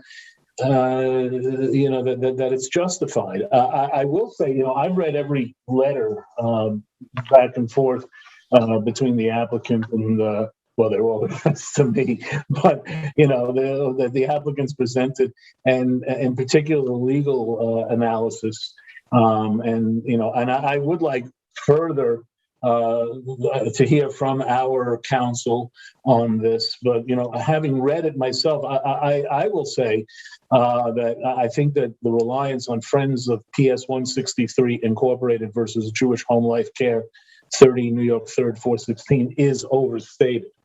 That's just my opinion. I think that we have a right as a planning board to do the reviews that we think are necessary, and I don't think that we're restricted in many of the ways that I believe the applicant thinks we are, or at least has to date thought we are. So I think what we're going to need to have more investigation on the groundwater issues themselves. They're highly technical, highly scientific. I'm no scientist. I'm no engineer, and we have to rely on our experts, and we have to be guided by the applicant's experts. And at some point, we have to decide. To the extent that those experts don't agree, we have to decide between them. And I think that that this board will be meeting its mandate if it requires, more and greater and more focused testing. So, with that, it is now 8:18. I am going to give the applicant, Mr. Egan, the last word. We'll be back. This will conclude for now our legal. Forgive me. Our groundwater analysis. We'll spell out what the board wants as far as testing, because I do think there's a strong consensus that we want more in the resolution when that comes to us, which, as matters now stand, is scheduled for November 17th, which is our next meeting, and at which time we're also going to be discussing the traffic issues, again, in depth as we have done today with the groundwater issues. There are a handful of other issues, but based on what I have been hearing from the applicant and what I hope is the case, those will be cleaned up between now and the 17th. And if we need to go further, I'm going to leave it to council. Thankfully, I don't have to get in the middle of that conversation for once. But as of now, we're on for the 17th for groundwater. I'm sorry, keep mixing up, for traffic, and perhaps doing the resolution that night. Mr. Egan, the floor is yours. Listen, a lot's been said tonight, and I have a couple comments. One, I would hope that you advisors will take the statements made by Mr. Voorhees tonight and consider them and advise you accordingly, okay? Because we're still hearing things tonight that we shouldn't be hearing and shouldn't be said. And it's also evident to us, and me sitting here, and I'm going to be frank, that a number of board members, and I'm going to point out the one that I think is the most obvious, Mr. Parsons hasn't read any of this. Almost every one of his questions and comments are clearly talked about and answered and analyzed in the DEIS. You have an obligation to read it. You have an obligation to read it, consider it. You don't have a right to constantly raise questions and not consider the information that's given to you in the DEIS that addresses those. The obligation of a board, you have every right to raise questions, but when they were addressed and when they're presented with scientific evidence and data in a DEIS that's uncontroverted, then they control your decisions. You don't have a right just to continue to ignore them and keep giving personal opinions. That's a major problem, and it's a broken process to the extent that that exists. Also, Mr. Parsons' attempt to constantly derail this project by one, we know in the record that he's written memos to the town board saying this will never be, in his opinion, doable and approvable. That's a major problem for this board and the town at this point. And for him to sit here and try to say that the code is turning this into a planned industrial park and therefore we need a special permit is folly, it's nonsense, and it's disruptive and it's abusive, okay? This is a simple subdivision application, period. What you've turned this into is a subdivision application with 50 hypothetical site plans that you're giving your opinions on. That is just improper, okay? And what Mr. Parsons is referring to is a use that you need a special permit for. We are not doing any uses on this property yet, okay? We're doing a subdivision, period. I asked the board and its advisors to please limit what you do, what you say to that issue that's in front of you, that's the secret action that this whole process is supposed to be directed towards, and so we can move this ahead. It'll never move ahead. It's basically unfair. It's broken for you to sit here and say, this is too big. We worry about Georgia. We worry about Georgia Capone too. We all live here. We brought experts in, analyzed it, gives you the answers. The answers that people are asking for today were given to you tonight. Listen, read. You have to be guided by what's in this book. It's not what's in your head. It's not what's even in your hearts. It's not what's being discussed at cocktail parties or in grocery stores. It's what's in the book, okay? So I asked the board to focus on that, okay? And I also asked the board to please work. If you want to get this project to the point where you want it and we agreed that we want it to be workable for everyone, but to get there and get to the alternatives that will probably be more desirable, you have to get this board, you get this complete, okay? Otherwise, we're going to end up in another forum, and it's just all going to break down, okay? And that's not where we want to go. It's not what we're trying to do, and we're trying to do the right thing. We have done it. And one more point on the testing. You want more testing, okay? What you can ask for and what issues are addressable are in the scope, okay? The scope was an important document that you prepared and you approved, okay? In the scope, it is absolutely clear that we would test the groundwater to DEC and or county health department standards, period. We've done that. Not only have we tested it to those standards, we have a unique case here. We actually had the DEC do it. We had the DEC do it at the cost of hundreds of thousands of dollars of taxpayers' money. And what they came up with is a conclusion that we meet every governable standard in the state of New York to allow development of this the subdivision to be approved. There is no impediment under New York State standards in soil for the approval of this subdivision, period. And I don't care what lawyer you have or what expert you have, that is a true statement. And we expect you to hold, and we want to hold, just as you were holding us to that scope, and we've been working for years to get to this point, you were also bound by that. And you need to be, and we ask that you do. And I conclude on that. And I'm sorry you're getting frustrated, but to sit here after all this time and to hear some of these comments, it's a little galling. I got to tell you the truth. And it's very disappointing to us because that's not the spirit that we've done. And the answers that you're looking for in the book. And I'm almost all these answers that you've asked for are in the book. Would someone please read them and acknowledge them? They control. It's not what's in your head. It's what's in the book. It's not what's in my head or anyone else's. It's what's in the book, period. Please do it.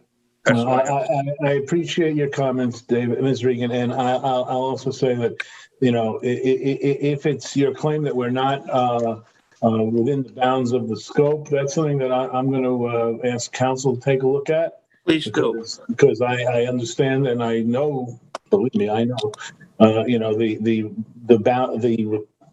the necessity of staying within the bounds of that scope. I will say though, you know, that it is impossible to have this conversation without having the board members expressing their sense of the necessity of further testing or whatever the particular aspect is. I mean, that's what you're here for. That's what our job is.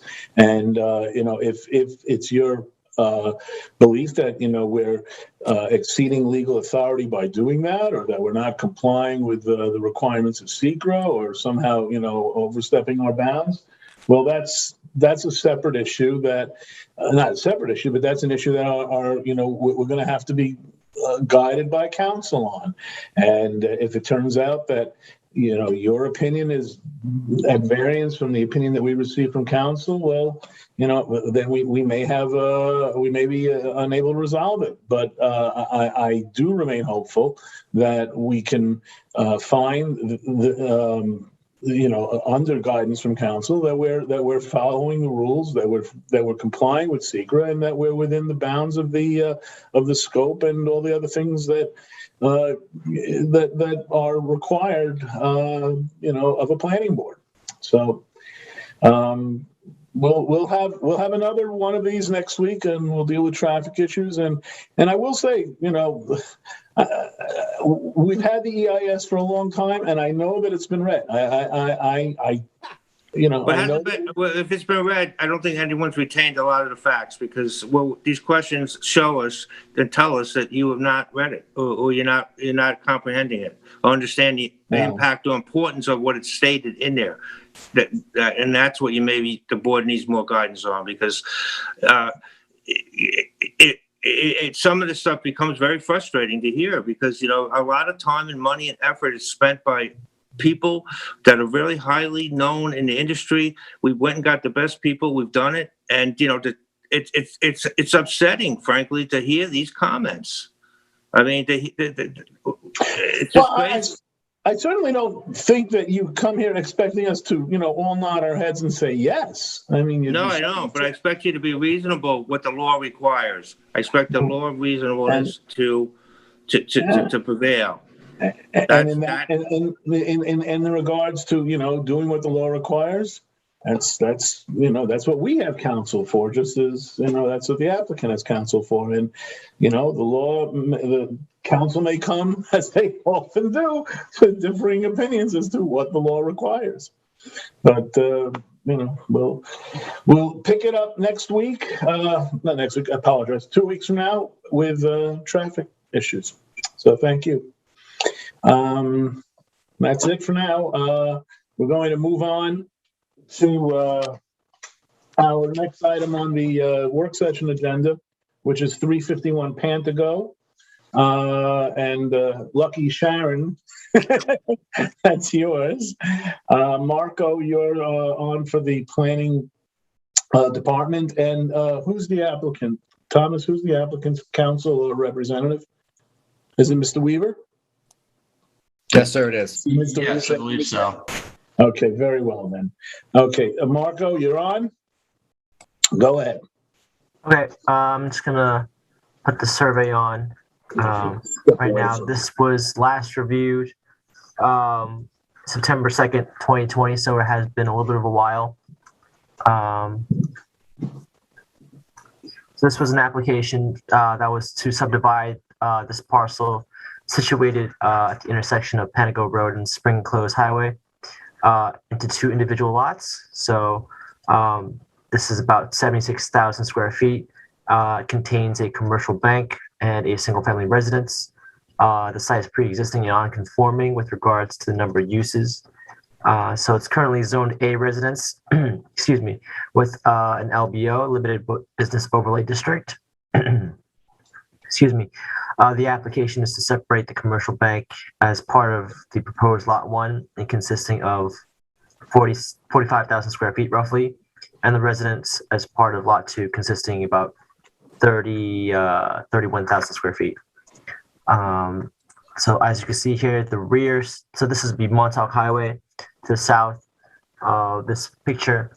And as you can see, the bank is located along that in the front, and the rear is the residence where it is Lot 2.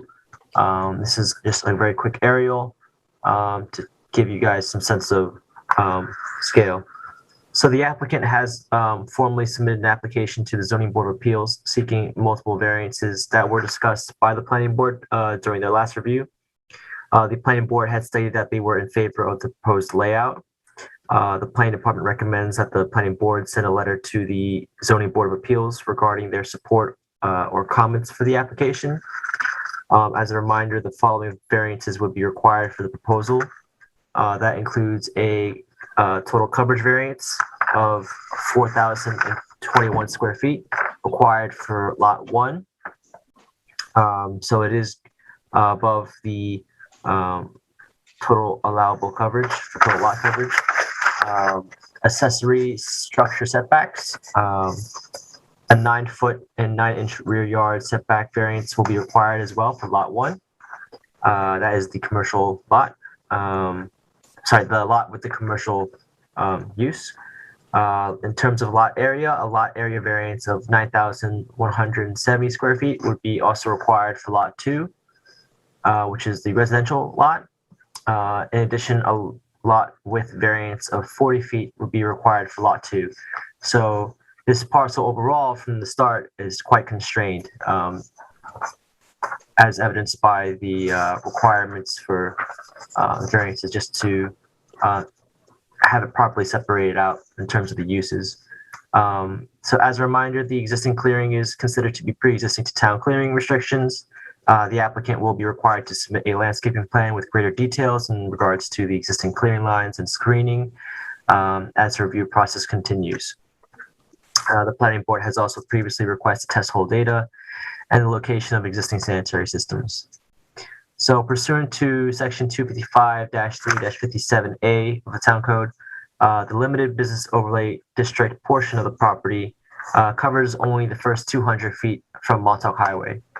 As is currently configured, the proposed lot lines would include a small portion within the setback on the rear lot currently containing the residence. Although this area is small and unlikely feasible for redevelopment with a commercial use, it would be theoretically possible.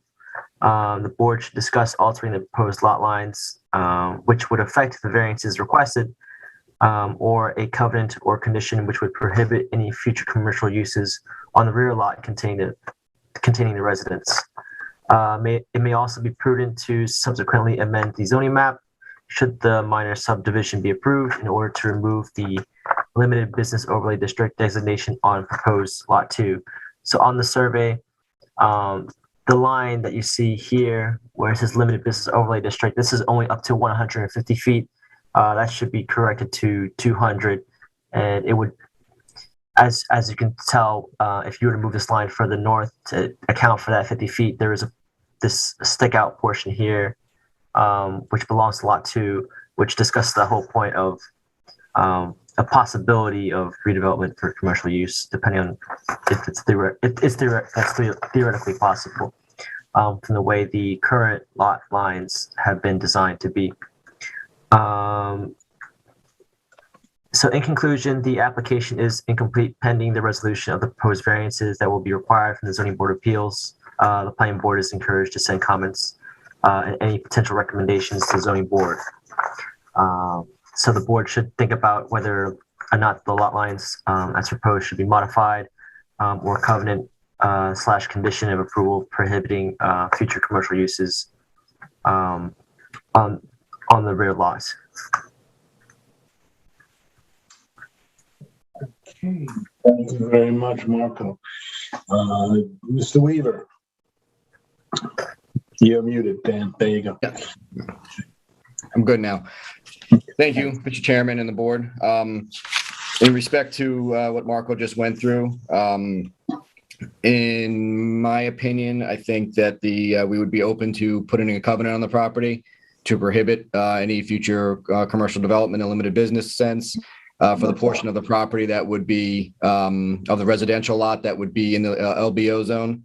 It's not our intention at all to use any type of commercial development. It's actually the point of the subdivision is to separate the residential use on the property from the commercial use on the property. So to me, it makes more sense to put that covenant in and or approach it that way than to move the lot line to further constrain the potential residential lot to the north.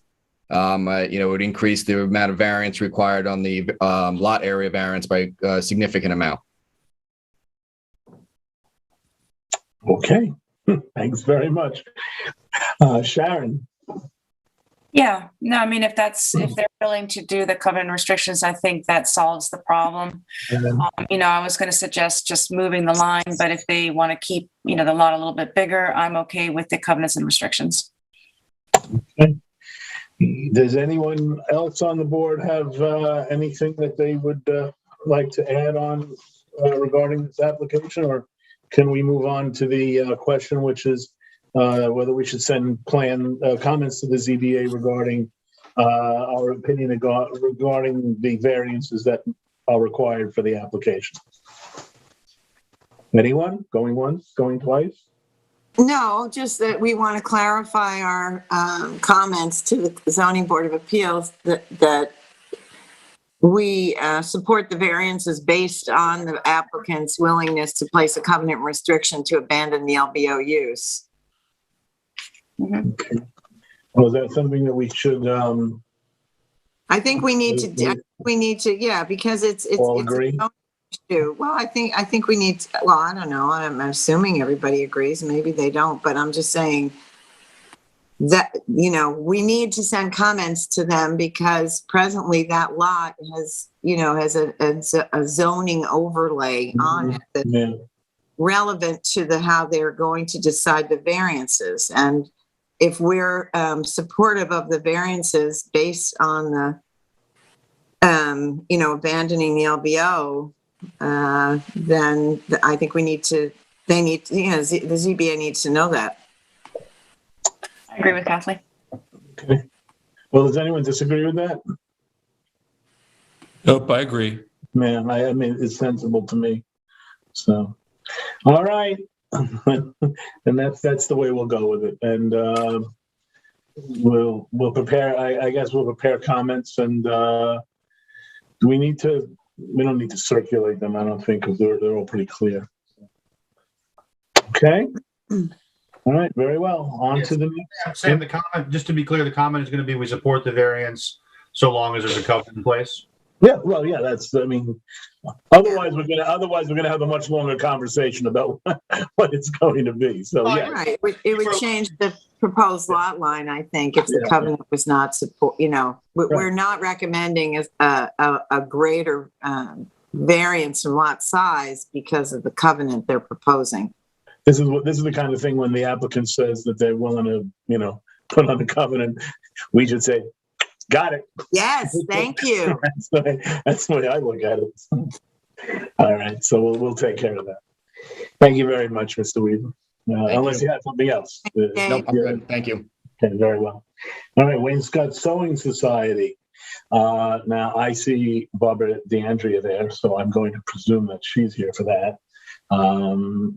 Barbara, Ms. DeAndrea, do you have anybody else who's here with you on that application?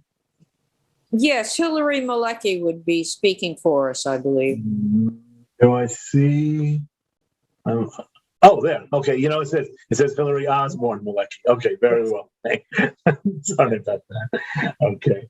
And we have Randy, this is yours, and Will, this is yours. So Will, go right ahead. Oh, I need to preface this. I was on the Wainscott CAC for many years. I occasionally, not often enough, contributed to the Wainscott Sewing Society, but I don't think that that's going to impact my ability to deal with this application, nor will my great fondness for the outhouse diminish my ability to deal with this application as well. So go ahead, Will. Thanks, Sam. I'll just share the screen here so everyone can get a look at the plan. Okay. So this is an application submitted to abandon the existing sanitary system and install a low nitrogen IA septic system, as you can see here. Add a bathroom, provide handicap access pursuant to the ADA, and provide 2 parking spaces outside the Wainscott Chapel, overseen, preserved, and maintained by the Wainscott Sewing Society.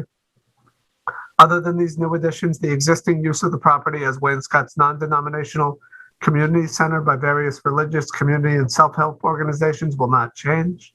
The applicant has submitted both a site plan survey and a floor plan outlining the proposed changes to the site and to the existing structure of the chapel. The applicant is proposing to abandon the existing sanitary system and install that new low nitrogen IA septic system, given that they would be required to do so involuntarily, replacing an existing sanitary system as outlined in Chapter 210 of the Town Code. This will not be an issue. It should be noted, though, that the site plan here does mention a plan for the proposed septic system prepared by Drew Bennett, PE, and the planning board should discuss whether or not the applicant should be required to submit that plan, but it should not prevent the application from moving forward, presumably. The applicant has also submitted a request to add a 1-story frame addition, which you can see here. Bathroom to the interior of the chapel, as there is not one currently on site. As Sam mentioned, there is only an outhouse in the back of the structure.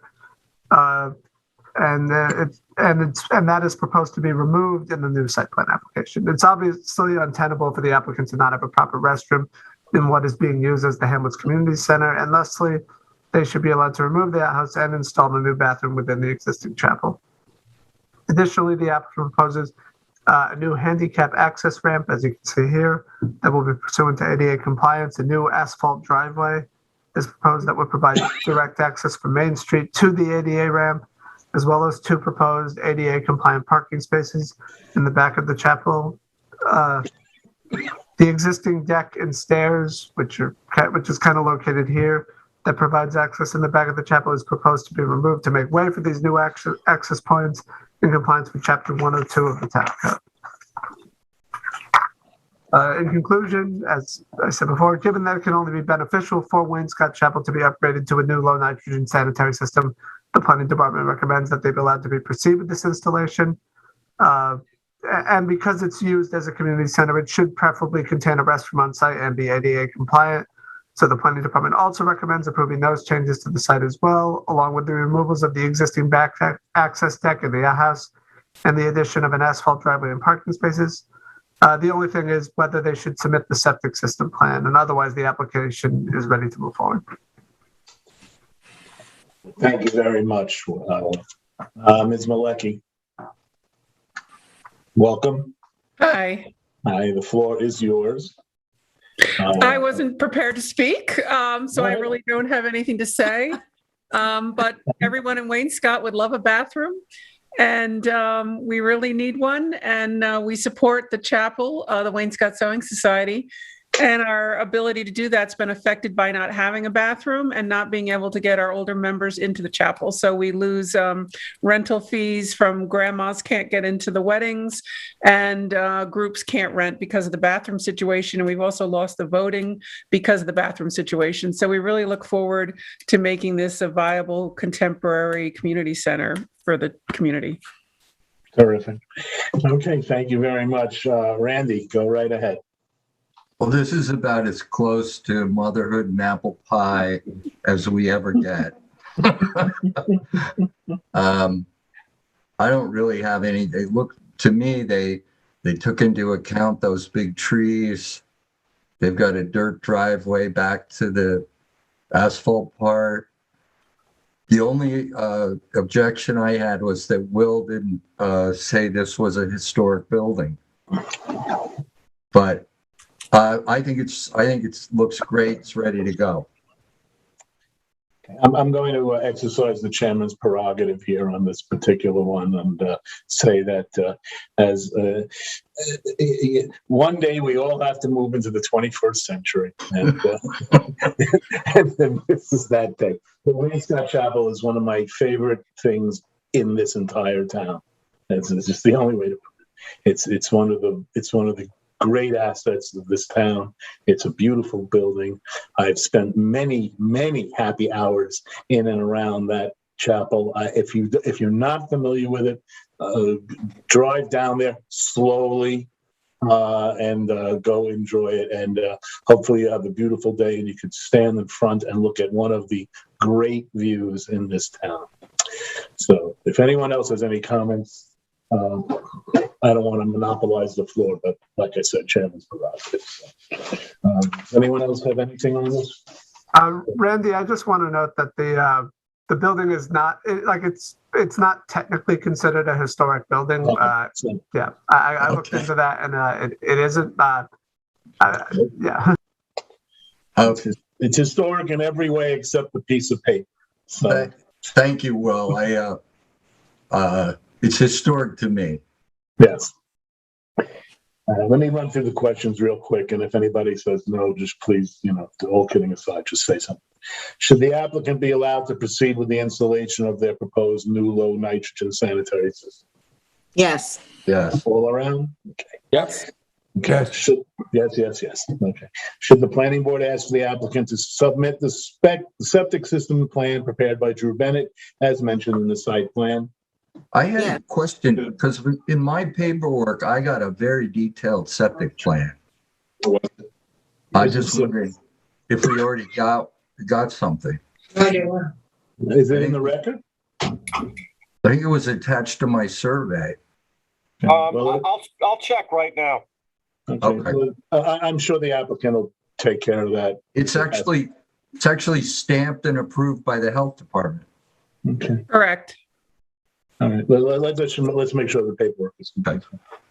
Should the applicant be allowed to remove its I may vote no on this, but should the applicant be allowed to remove its existing outhouse and install a proper restroom as a one-story frame addition? Yes. Yes, for the record. And should the applicant be allowed to take steps to assure the chapel's ADA compliant, such as adding an asphalt driveway, ADA approved parking, and an access ramp in the back? Yes. Question there is, I see it as a dirt driveway and an asphalt parking area. Is that right? On the survey, it shows the driveway from Main Street back to the handicapped area as dirt, which I think is good for Wainscott. But what's the plan? I agree with that. I would like to see the dirt drive to the asphalt parking area. If that's what's on the plan, if it's better for the groundwater not to have any more hard surfaces. You need it it's required for the ADA parking spot, but if you can get by without the driveway, I think that would be great. That's what's shown on the survey. I just want to make sure that's what you are comfortable with.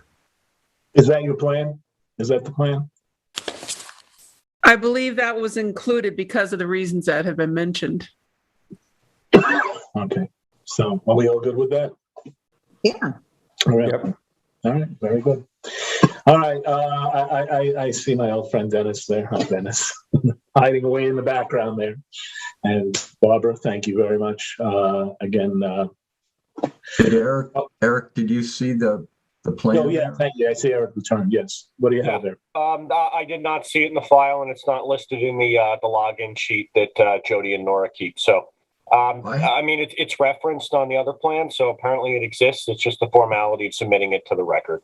I had it from maybe Will has a copy because in my my electronic paperwork for the meeting, there's a very detailed septic system from Drew Bennett with the health department stamp and signature on it. Okay, so, we'll take a look again. That's exactly what we're looking for, and if we do have it, then it's not an issue. But it sounds like the application's ready to move forward anyway.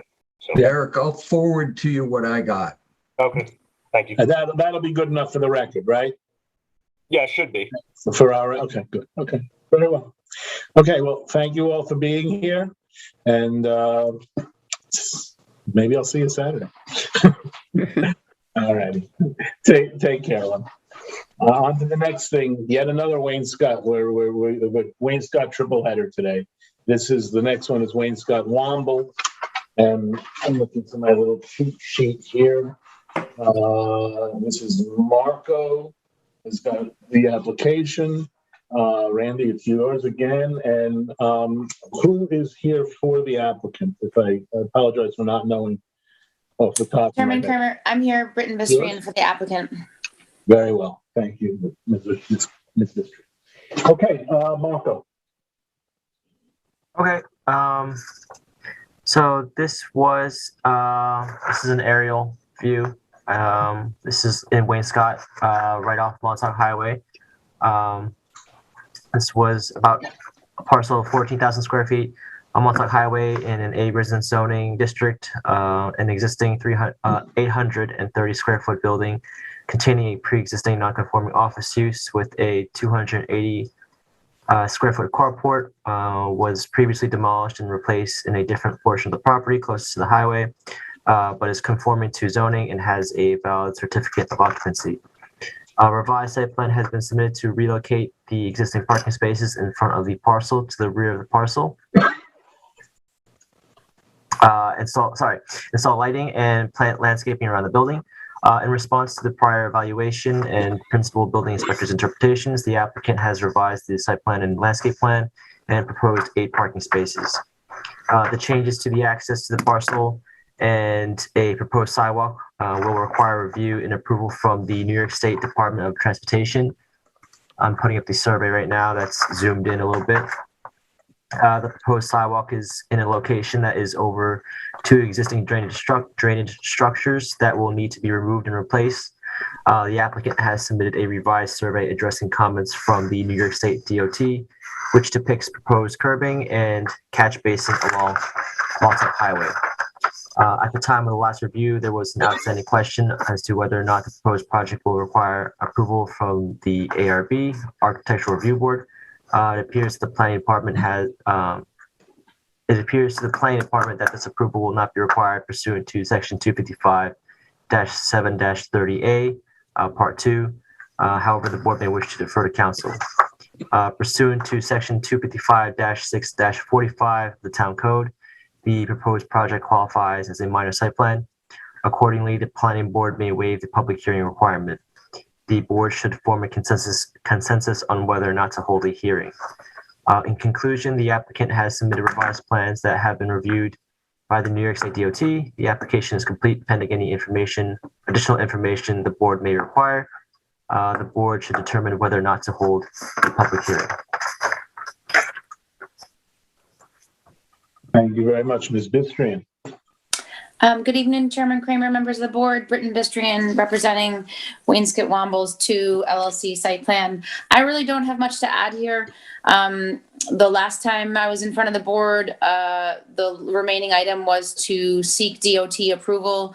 The DOT is in favor of the project, as anybody who passes through this corridor recognizes that there's a large entrance on Montauk Highway. This will funnel that entrance to one location. It's a safer way to ingress and egress from the site. They have approved the relocation of the catch basins and the curbs and the sidewalk. I've submitted that to your file that they have approved this work. The rest is really just improving a parking lot and some landscaping and lighting that was already reviewed by the board. I stand to review any questions the board might have, but I don't really know that there's much for me to sort of discuss, because the last thing was go get approval of the DOT. We come back, we have approval of the DOT. So I'll defer to the board. Do you have any time frame on all that? Do you know what the time frame is for that? For what? Well, the landscaping of finishing it. Let me put it that way. I can't do anything until I have approval of this board and a building permit. Oh, what I mean is, how long once you get those approved? I should say not time from there. Like, how long do you think it'll take to actually do that? I think this is a pretty streamlined project. I know the DOT has some certain interim inspections, but other than their component, I think we could get this done in a month or 2, if not much less. The client runs a pretty significant general contracting outfit, so if anybody can get it done quickly, he certainly can. Okay, all right, very well, Randy. Thank you, Randy. Go ahead. I agree with Britton. Get that out? We've got 2 questions. One, do we think it's complete and ready? And 2, do we want a public hearing? So if you It's want to ready. focus on those two. It's ready, no public hearing. Was that, Ed, what'd you say? No public hearing? Yeah. Okay. I agree. As with all of this, is there any sentiment for a public hearing on this? Yeah, actually, I would be in favor of a public hearing because the parking spaces are being moved towards the south, which abuts a residential lot. I know on the neighboring property, it was a similar thing, and there was comment. I don't anticipate a problem, but I think it's warrants a hearing. Yeah, I do too, for that same reason. Yeah. Let's just go around the table. I'll start with you, Ed. Ed, you said no on a public hearing? I know it's unlike me to say no, but I did on this one. Shocked. Okay, Lou? No. Another one. Ian? You're a yes. Yeah, I'm in favor of a public hearing. Kathy? You're a yes. Yes. I just want to say why again. I think it abuts a residential property, and there may be, situations about it that we don't know that the residents might want us to know. So I think it's, it's worth the exercise. Yeah. Okay, Randy? Yay or nay on the public hearing? I don't know. I said no, and my feeling was that this site is already pretty much used for this use, and the aerial shows the use of it back that close to the residences already. So it's really just going to make it more organized. I would say I'm okay without a public hearing here. Sharon? I'm okay with that one. Then we go 4-3, no public hearing. I'd be for a public hearing on this. When the other property was built, boy, oh boy, was there, upset in the community. Because if you look on this aerial, you see that little building on the left? This is on the other property. There was just incredible upset about that. And even though this is, I agree, they're cleaning it up, and it's probably not going to be any different. In fact, we consider it nicer once it's cleaned up. But nonetheless, it is. Looking at this overhead, you can see two houses right there, and I know that there's more on the other side of is that Stone Road. It's a safe bet. I just kind of think it should be subject to a public hearing. But 4-3 on that, so no public hearing. Okay, there you go. Thank you. Good evening. Good evening. Thank you very much. Thank you. Okay.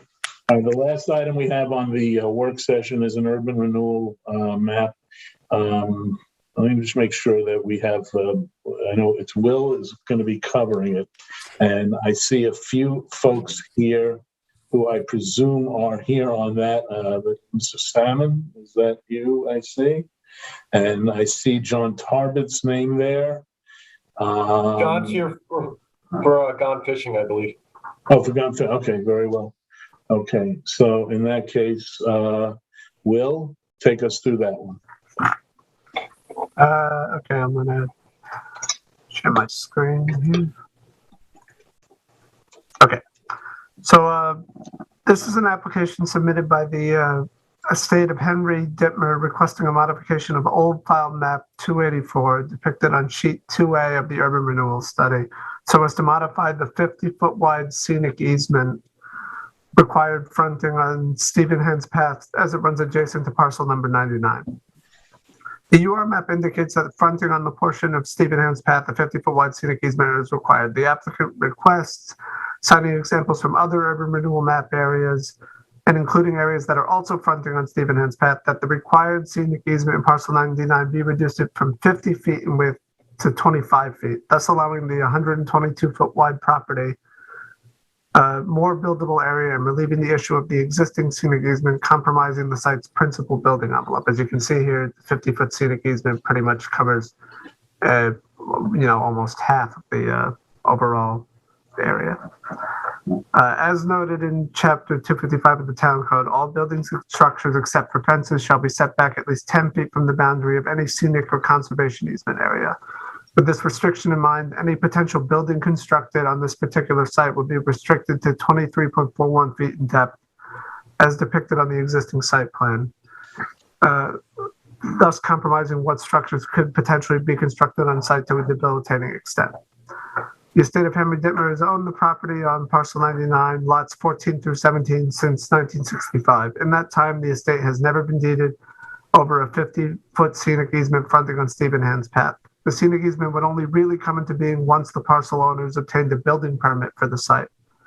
Per the estate, the only existing evidence of the 50-foot scenic easement is that it stated that 50-foot scenic easement required on properties fronting along this ROW on the town's urban renewal map.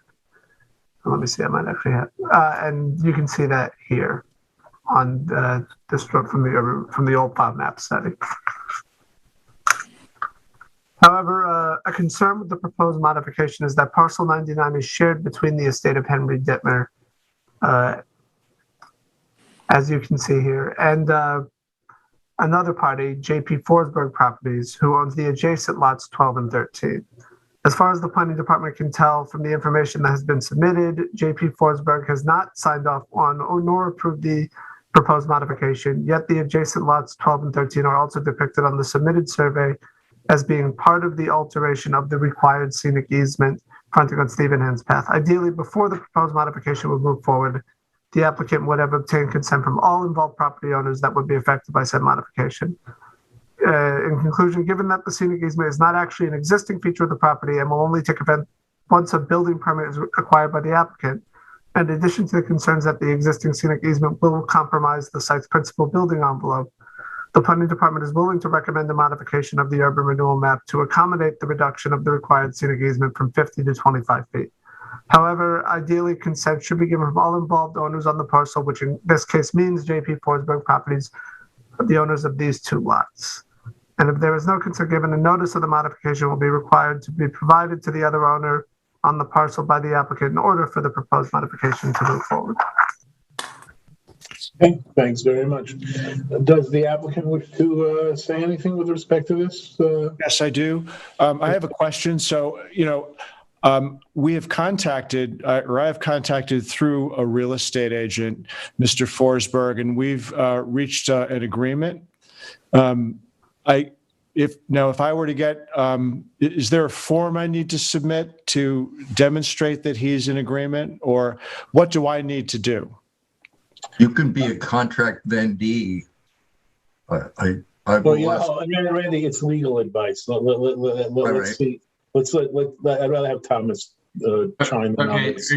Is the agreement to buy the lots, or is it agreement with the proposed modification? Well, according to the urban renewal map, it's only by combining lands owned by Mr. Forsberg and the estate of Henry Dittmer that this could be sold as a buildable lot. Correct. Right. So is your agreement with him to purchase the lots, or is it just your agreement that you're describing is that he's in support of the modification? He's in support of the modification, and actually Forsberg and the estate of Henry Dittmer are marketing the lot for sale. Together? Yes. Well, what kind of agreement do you have to do that? Well, there are several urban renewal plan map lots. There are three partially owned by the estate of Henry Dittmer and other respective parties. Mm-hmm. And in each instance, we've obtained agreement to work with a single real estate agent together to sell the lots and to divide the proceeds according to square footage.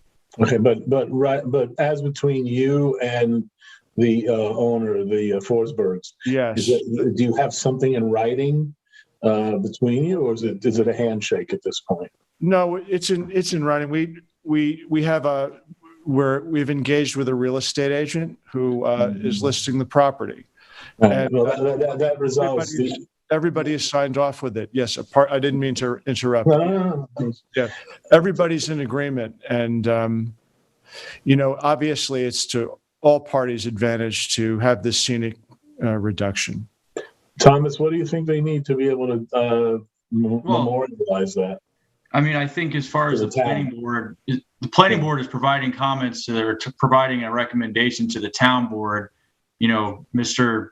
Salmon has put on the record that they have an agreement. You know, I think the planning board could phrase the recommendation as, you know, provided that there is an agreement, or provided that Mr. Forsberg agrees with this modification as been represented here, the planning board, if it does support the modification, can say it does support the modification. If not, you know, obviously not.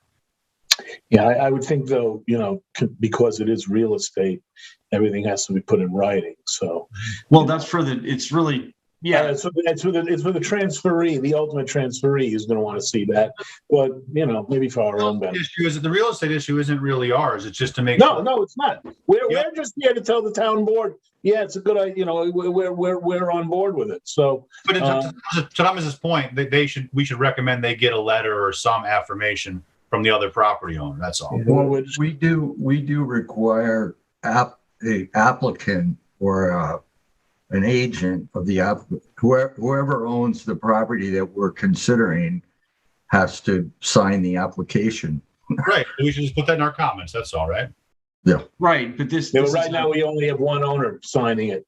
So this is not an application for site plan or subdivision. No, this is a modification for which the planning board is providing a recommendation to the town board. That's why I said if you couch it in, provided that there is an agreement that's been described here, I think you can move forward with it. You know, you just want to make sure that you get that whatever letter, whatever, you know, that addresses writing you have, put it in the file for the town board to review. Yeah, that addresses my concerns. And we've talked about this in the pre-meeting. I said, well, how do we know Forsberg is on board? You know, I don't want to make a recommendation unless the, you know, both owners are on board. And now Mr. Salmon has please don't interrupt me. He has represented that Forsberg is on board. And I think Thomas's, you know, summary of it is sufficient. We'll just say, you know, pending a documentation that both owners are willing, you know, proceed. Thank you. All right. So, assuming that, you know, that the documentation is provided, do we recommend this the modification to the town board? Yay. Yay. You're shaking your head, Lou. Okay. Ian? Yes. Sharon, I was going to you. Yeah. Okay. All right. Yes. Unanimous. Okay. Sam, one question for Will. Does that 10-foot additional, you know, the setback from the easement, does that prohibit clearing as well? Or is it just structures? No, doesn't prohibit clear. It doesn't. So they could clear up to 25 feet from the road. If this were approved. Yes, but they still. Well, hold Start screaming across the room. You don't need to shout out. Yeah, sorry.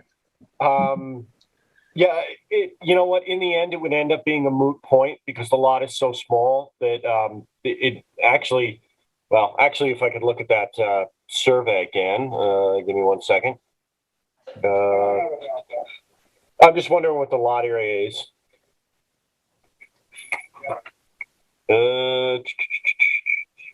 I forget, but it looks like it's less than 11,000 square feet. Even if it's not, if it is less than 11,000, it has no clearing restriction, actually. And then if it's larger, it has a very forgiving clearing restriction because it's so small. But even if you did this modification and reduce the overall lot area that was encumbered by the easement, they'd still basically be able to clear that entire portion of the lot that's not covered by an easement. Obviously, you can't clear within the easement. But so it ends up being a moot point. They actually, you know, you're right. If you move the easement, you know, there's more property that's not encumbered. But it's already such a small property that the clearing restriction is very low on it. Okay. All righty then. All questions answered? All issues resolved? Thank you very much. Thank you. Okay, thank you. Okay, we'll move on to the regular meeting. We've got two resolutions on. One is the Wren's Nursery 2 final. Kathy, that's yours. It is indeed. Okay. Yes, in the matter of the application of Wren's Nursery 2 final subdivision, Suffolk County Tax Map number 300-166-6-7.1, conditional final subdivision approval with the many, many conditions of approval, which I'm grateful for. This was a long time coming, and I think it addressed all the concerns of the neighbors, and I thank the applicant. I read the resolution and move for its adoption. Is there a second? Someone? Is there a second? Second. Thank you. 2 seconds. All those in 3 seconds. All those in favor? Aye. Any opposed? Passed and carried. Okay, the final matter is gone fishing. And Ian, that's yours. Yeah, I just have a quick question for the planning department. Last time this was up, we talked about I know this is in the conditions, that they have to show they're within maximal allowable coverage. I just want to make sure that we affirmatively settle that. We were worried about a small grass area that was being converted. Yeah, they're actually, I apologize, maybe you didn't get it, because Thomas and I were, and actually John Tarbert as well, their attorney, we're going on back and forth about this this afternoon. But I did rework the resolution. I mean, first of all, to answer your question, well, the short way of answering it is the revegetation. There was a plan approved when this was originally approved in 2018 in order to bring them in conformance with the legally pre-existing amount of clearing and the total lot coverage. Since that time, in 2019, there's a survey in the record that demonstrates that they revegetated elsewhere, which actually in areas that makes more sense around the periphery of the parking lot, not that little patch down by the water. But it demonstrates compliance with clearing with total lot coverage. So I did work that into a modification resolution. But yes, they're in compliance. They have been for a number of years, and that occurred after the initial approval. So what you're saying is that that's almost a moot point because they've demonstrated it already to your satisfaction? Yes. Yeah. Okay. With that in mind, then, in the matter of the application, Gone Fishing Outdoor Dining Site Plan Special Permit, I read the resolution and move for its adoption. Second. Those in favor? Aye.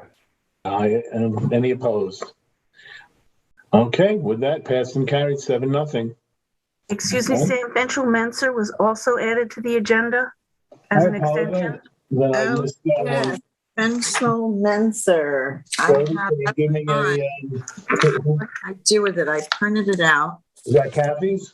Yeah, it's mine. It's an extension of time, so like the 300th time.